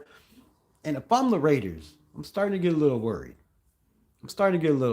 So I would bring in Mike LaFleur like today. I would call him and say, hey, Saturday we're gonna go to Seattle, talk to Kubiak. Let's bring you in one more time, just so you know that we are still very, very much interested in Mike LaFleur because this could turn out very bad, bro. Very bad. If Webb is out of the picture, which I've said last night on DSR, I don't see stringing this dude along. He doesn't want to coach against Sean Payton in the division twice a year. I've been saying this for a month now. And Davis Webb has withdrawn his name, not yet, but will, according to Ian Rappaport. That's huge, man. That's huge. That's definitely huge. Now if Kubiak stays, go all in for LaFleur. If the Cardinals don't already do that, if I'm the Arizona Cardinals, my phone is blowing up Mike LaFleur. And I'm saying, what do you want? What do you want? Because I'm not going to be left standing at the altar with no head coach, right? Or not head coach that I want, right? So if the Arizona Cardinals really want Mike LaFleur, the smartest thing they could do is make a decision. Do we really want to wait for Kubiak, who's already said he doesn't want the Cardinals job? He's just coming to take to let them trying to sue them over and see what they're going to throw at him. So he has a little bit of leverage against the Raiders. He could say, hey, the Cardinals offered me this. What are y'all going to offer me, right? So I believe the whole Cardinals job for Clint Kubiak is a leverage thing. It's like I said with Davis Webb. I thought Davis Webb the whole time was just trying to get, maybe scouting for Sean Payton or trying to get a promotion. So, man, that leaves us in a shitty ass time, bro. That leaves us really, really bad because now all of our eggs are sitting in one basket, and the Cardinals could really, really make life very, very hell on the Las Vegas Raiders. I mean, what are you going to do? Call Patrick Graham and try to give him a head coaching interview now after you just blew him off all year? Bad situation. And what started out as a good show at the beginning, the Raiders had everything, everything going their way, had everything on the line, and Davis Webb said, nah, bro, I ain't playing that shit no more. So Raiders could be in a horrible spot. Some decisions have to be made, and they need to be made quickly. But if it's me, I've been on the Mike LaFleur train for the last 2 years. I would pick up the phone and be like, bro, you're our guy. What do you want? We're not even going to just cancel the interview with Kubiak. We already know more than likely from what all the reports are that you're going to have to, do something outlandish and crazy to get this guy to even come to Vegas and move his family. Why take the chance? Go get Mike LaFleur, man. before it's too late. Lamar is a big baby. Uh, remember his what? Wonderlick. Test gives him the mentality of a fifth grader. Yeah, that's that's the problem in the NFL, and I've said this shit for the last 5 years, for my whole life. Quarterback isn't always about the most athletic. Quarterback is the most intelligent position in all of the NFL, maybe in all of sports. Not only do you have to know your offensive line, your receivers, you have to know defenses, their disguises, what they're running. You have to be the most intelligent player on the field to be a quarterback. And when you don't have that, you don't win Super Bowls. You can make it to the playoffs and lose. It's just facts. It's just facts. The smartest quarterbacks are the dudes that win and win consistently. And Fernando Mendoza is that. But does he have the other traits? Those are all questions for another time. I'm about to get off here. I appreciate everybody in the building. Get your questions in before I leave. Raiders got some building blocks for sure, man. Even Josh Allen will admit he has to perform better in the playoffs now. I mean, shit, he should have been for a long time. Am I smoking? Nah, not today. That's why we always falling asleep, throwing spitballs during team meetings. Yeah, out there clowning, bro. Clowning, falling asleep. Just crazy shit, bro. Crazy shit. Pass defense are overlooked. Holy shit. Add that to the I'm that far behind? I might not get into all these. Super Bowl weekend. Yes, it is Super Bowl weekend. Let me know who you get before we get off. Do you have Seattle? Do you have the Patriots? Who do you want to win and why? Just win, baby. Raiders. Raider Paul in the building. Appreciate you, my guy. Bills gave up 27 points per game. That's a lot of points. But when you have Josh Allen, you should be able to score 30 points a game, right? So, when you have that offense, when you have Cook as a running back that can average 100 yards a game, if you just feed him the ball, which is why the Bills lost in the playoffs, they stopped feeding the running back, and they put it all in the quarterback's hands. But yes, their defense gave up a lot of points, but a lot of those points were from Josh Allen turnovers turning into touchdowns for the defense. LOL. Really go copy Rampus Nation. Yes. What a joke. What? What? That doesn't even make sense, bro. Max was pissed being benched last year. Rebel get those lenses. Grabbed it, right? Yeah, pitch in, bro. Pitch in, because these things suck. Maybe if I wipe them off. Try that. I can't see a damn thing. God. Maybe that's why I got a headache every time I get off a live. I don't know. Might be it. Take my old ass to the doctor. Do you have a coach yet? Who do you want to coach? I want Mike LaFleur. I'm happy I'm happy with Kubiak. I just have some questions with Kubiak, but I have the same questions with Mike LaFleur. So I don't know. I don't know. It is what it is. We get who we get. There ain't shit we can do about it but throw a fit. And, I probably will if it's somebody I don't want. But it's looking like the Raiders are going to have to, do everything they can to pull in the big fish, Kubiak. And I hate that for us. Raiders call them rat terriers really because they're a joke. We'll be back, bro. We'll be back. CJ Stroud putting himself up there with the top 3 quarterbacks in the NFL is ridiculous. It is ridiculous because if you go look at his first 20 games in the NFL compared to Aiden O'Connell, there's not much difference. None. Aiden has less sacks. A little bit less yards. So, yeah, all these dudes that are compared to these top quarterbacks, bro, we got one in the building. You just got to build around. It's crazy that we can't get a quarterback next year like him. Manning looks like shit so far. What are you talking about? Yeah, dude, I would put left and nut and right nut on it. If Manning was to transfer to Indiana, if he was to transfer to Oregon, I'm not saying Texas is a bad school. If he was to one of these teams, bro, it would be lights out. It would be lights out. And I'm not saying Manning is him, but his athletic ability, his, Caleb Williams style where he can, roam around in the pocket, find the open man 80 yards downfield. those are things you can't teach. You can't teach that to Mendoza. He doesn't have it, and you need that in the NFL. If you heard Todd Monken when he took the job for the Cleveland Browns today, in his interview, they asked him, what do you need for an offense to succeed? He said, I need an athletic, mobile quarterback that can stand in the pocket and use his legs when he needs to, when situations go bad. Right? Mendoza can do that, yes.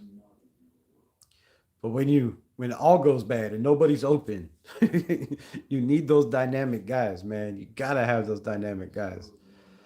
If we didn't have AOC, would you want to draft Mendoza? No, AOC doesn't matter. He's gonna be on the bench no matter what. Like it's not gonna like he's gonna compete. It has nothing to do with Aiden O'Connell. I just don't. I don't. I'm not mad at drafting Mendoza. I would be plenty happy with Mendoza. I think he's overhyped, and I think Raider fans are going to be very disappointed in him for a while. I could be wrong. It's happened before, like what 3 times on this channel. I'm just kidding. Manning is not a freshman. He was a redshirt freshman last year, so he's a redshirt sophomore this year, right? He's got 2 years left, 3 years because he was a redshirt freshman. He could really play 6 years. You can get your degree and still play like Carson Beck did. So he's got plenty of time, man. He's got plenty of time. Webb was pulled out of the head coaching job. What's your thoughts? I think the Raiders are slipping, man. I think we're slipping. I don't think Webb ever had any whatsoever thought of taking this Raiders head coaching job. I think it was, I said it from the jump. I just don't think he wanted this job.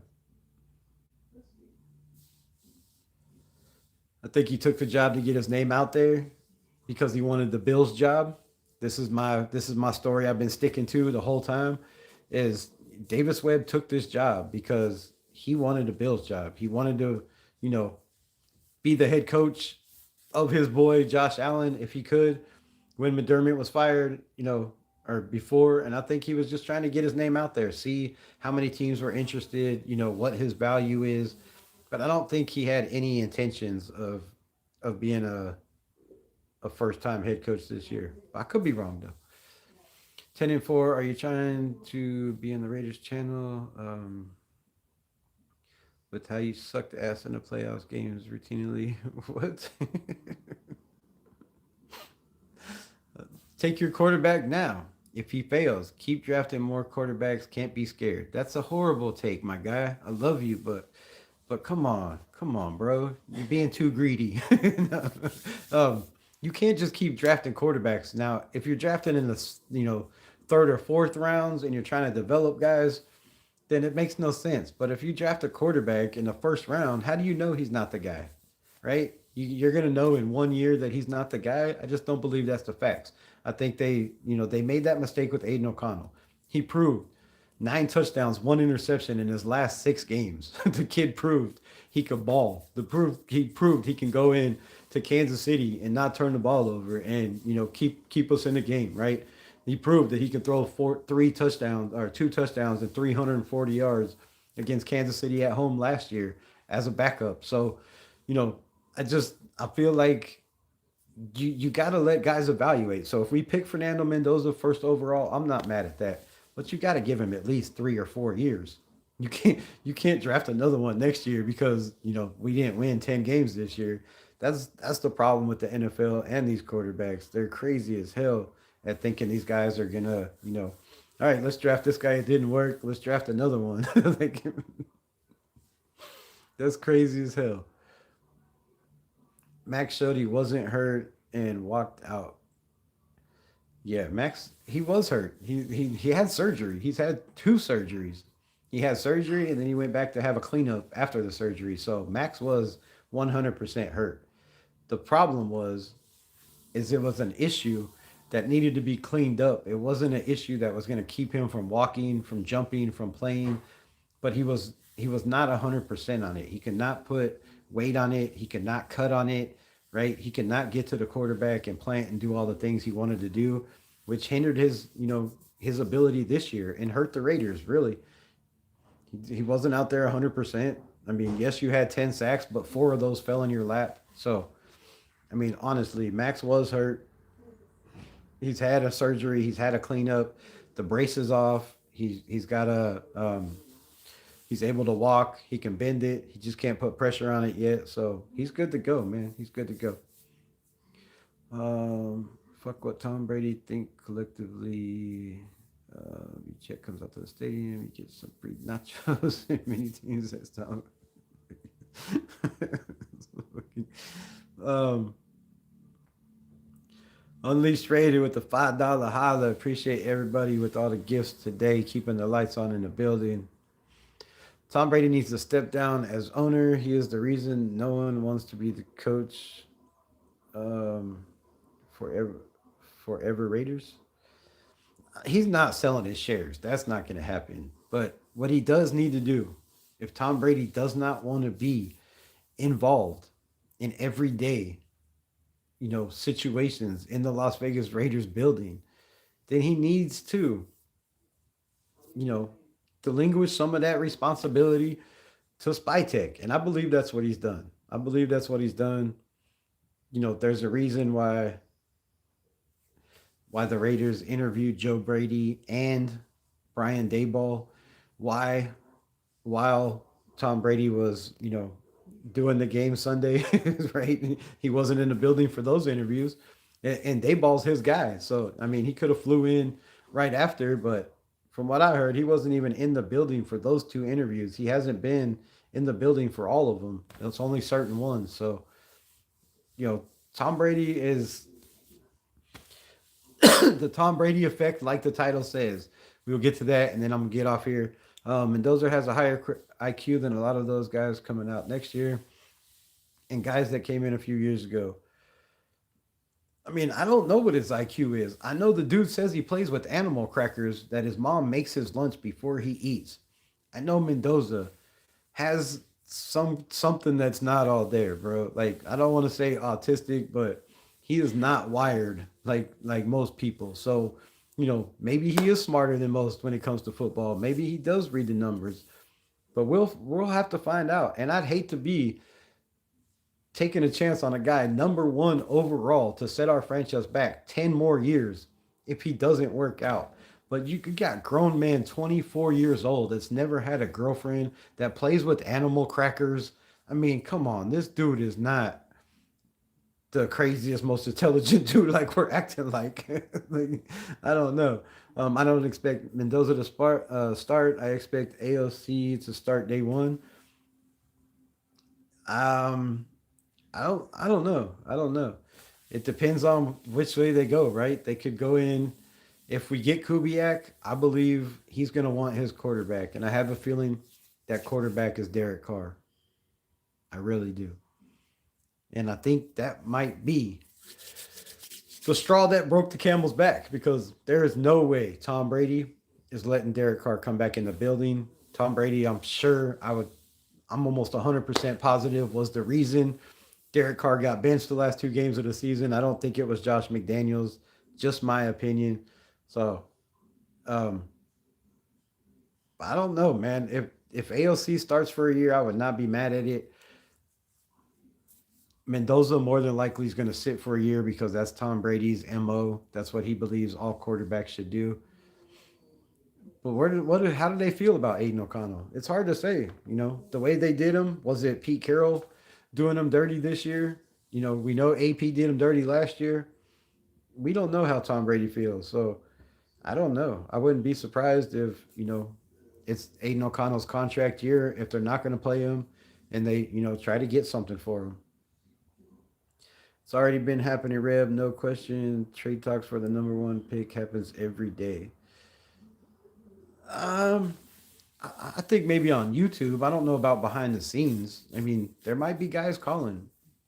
But we do know last year and the year before, right? Last year, there was 2 teams that called on Cam Miller for the Titans. I mean, Cam Ward for the Titans. And they weren't budging. The Bills, the Giants, supposedly offered them 2 first rounds, a whole bunch of second rounds, basically a crazy amount of draft picks. and they weren't moving. So, they only got 2 phone calls last year because they told everybody this is our pick. And the Raiders haven't, excuse me, the Raiders haven't come out and said this is our guy yet, right? Spytech didn't answer the question. They asked Tom Brady at the college championship game, "Is Mendoza your guy?" He said no comment. Right? They're gonna do their due diligence. They don't. I'm sure everybody in the building has no idea if this is the number one guy or not yet. I'm sure Raider fans have him, projected as being the number one because he's the only quarterback worth a first round pick. But I just don't know if the Raiders feel that way. Take quarterback, Bears and Bengals. Did it with a shitty team.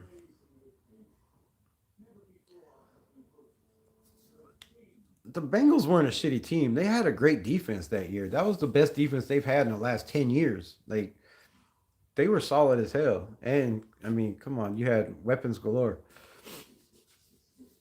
Raiders should get Watson. To what? Get massage parlors in Vegas? Bears strategy Justin and moved on. If Mendoza fails, we can take our loss and move on. How many years ago did they draft Justin Fields? And how many years have they been trash trying to make up for it? They got rid of Fields 2 years ago. They got lucky as hell. Lucky as hell. They traded their first overall pick because they didn't want to draft a quarterback, and they traded it to Carolina. The Bears are only in the situation they're in because they got lucky as shit. It's not too often you trade the first overall pick and then the team you traded to sucks so bad that they're the first overall pick next year and you get their pick. That's the only reason the Bears came up like they did. Now the Bengals, like I said, they were a decent team, had a decent coach, and they just needed that rookie quarterback. But it wasn't their rookie year; it was the second year. Max ain't going nowhere. It says. So let me get this straight. We're only going to get 5 games with Mendoza, but if he starts, AOC would win 8 to 10 games. Who said that? Who said that? Did I say that? I, I don't know. I did not say that. But yeah, if you're telling me Mendoza first year, Aiden O'Connell first year, a guy that's been in the NFL for 3 years, that knows how to read defense, that's seen every defensive scheme you can throw at him, to a kid that's never seen any defensive scheme in the NFL, I think Aiden has definitely from the rip is going to win that battle. Caps logs. He's getting that rookie. Sit and watch for a minute. Um, we send him to the coral. What?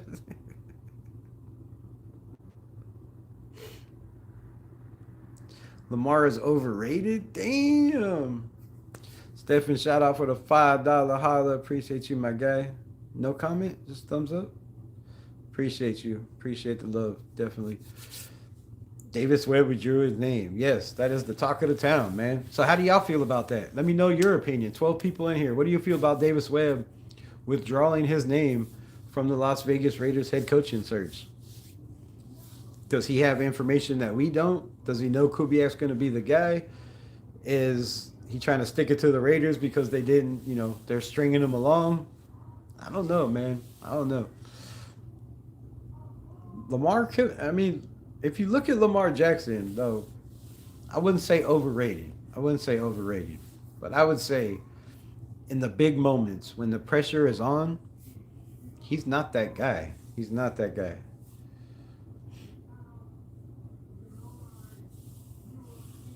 According to Lamar, is cheeks in the playoffs.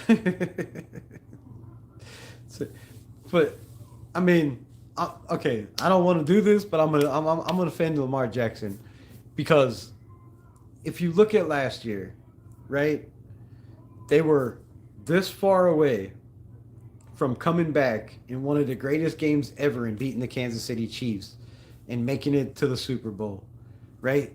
This far, this far. A couple of games right? They had, their tight end who is supposed to be Mr. Hands, right? Never drops a pass, Mr. Reliable, Mark Andrews dropped some very, very, very crucial passes in some very crucial moments for Lamar. He doesn't have, a number one guy but Zay Flowers, right? So, in Lamar's defense, I don't think it's all Lamar is the reason they fold in the playoffs. I think a lot of it is play calling. I think a lot of it is, bad decisions, bad analytics. I think all that goes hand in hand. He always uses calves. Rebel don't mind. I don't mind. It helps me read better. But don't be yelling at me, though. Materin Moore not being in the draft limits the talent pool. The quarterbacks, Ty Simpson is distant second to Mendoza. Is he really second, though? Is he really second, though? I think if it's me, talent wise, I got Trinidad Chambliss, man. Trinidad Chambliss, I started talking about this kid when he came in the first game or the second game of the season against my Razorbacks and put up 5 touchdowns. I was like, damn, Ole Miss just got Jackson Dart reincarnated, just a different color. Like he's the same kid, got the same arm, the same mentality, the same character, all of that. They're the same people, it's just different colors. So Trinidad could very well be the second quarterback in this draft. It's not Super Bowl weekend. That's you know what I meant. I changed it. All right, 3 hours is way too long to be on here. I appreciate y'all. If I didn't get to your comment, I apologize. I'm very, very sorry. There's some good ass comments in here, I know. Unleashed Raider with $1.99. I was gonna pass that up. Navman gifted 5 Unleashed Rebel Militia memberships. Shout out to Navman. Everybody thank him. Candy Angel, welcome to the family. Grim, welcome to the family. Oreo, welcome to the family. Jason Hale and Stephen, appreciate all y'all. Welcome to the Rebel Militia family. Y'all go thank my guy Navman. Thank you for keeping the lights on, my guy. I appreciate you. How do you feel about Davis Webb removing his name from consideration? I think it's bad for the Raiders.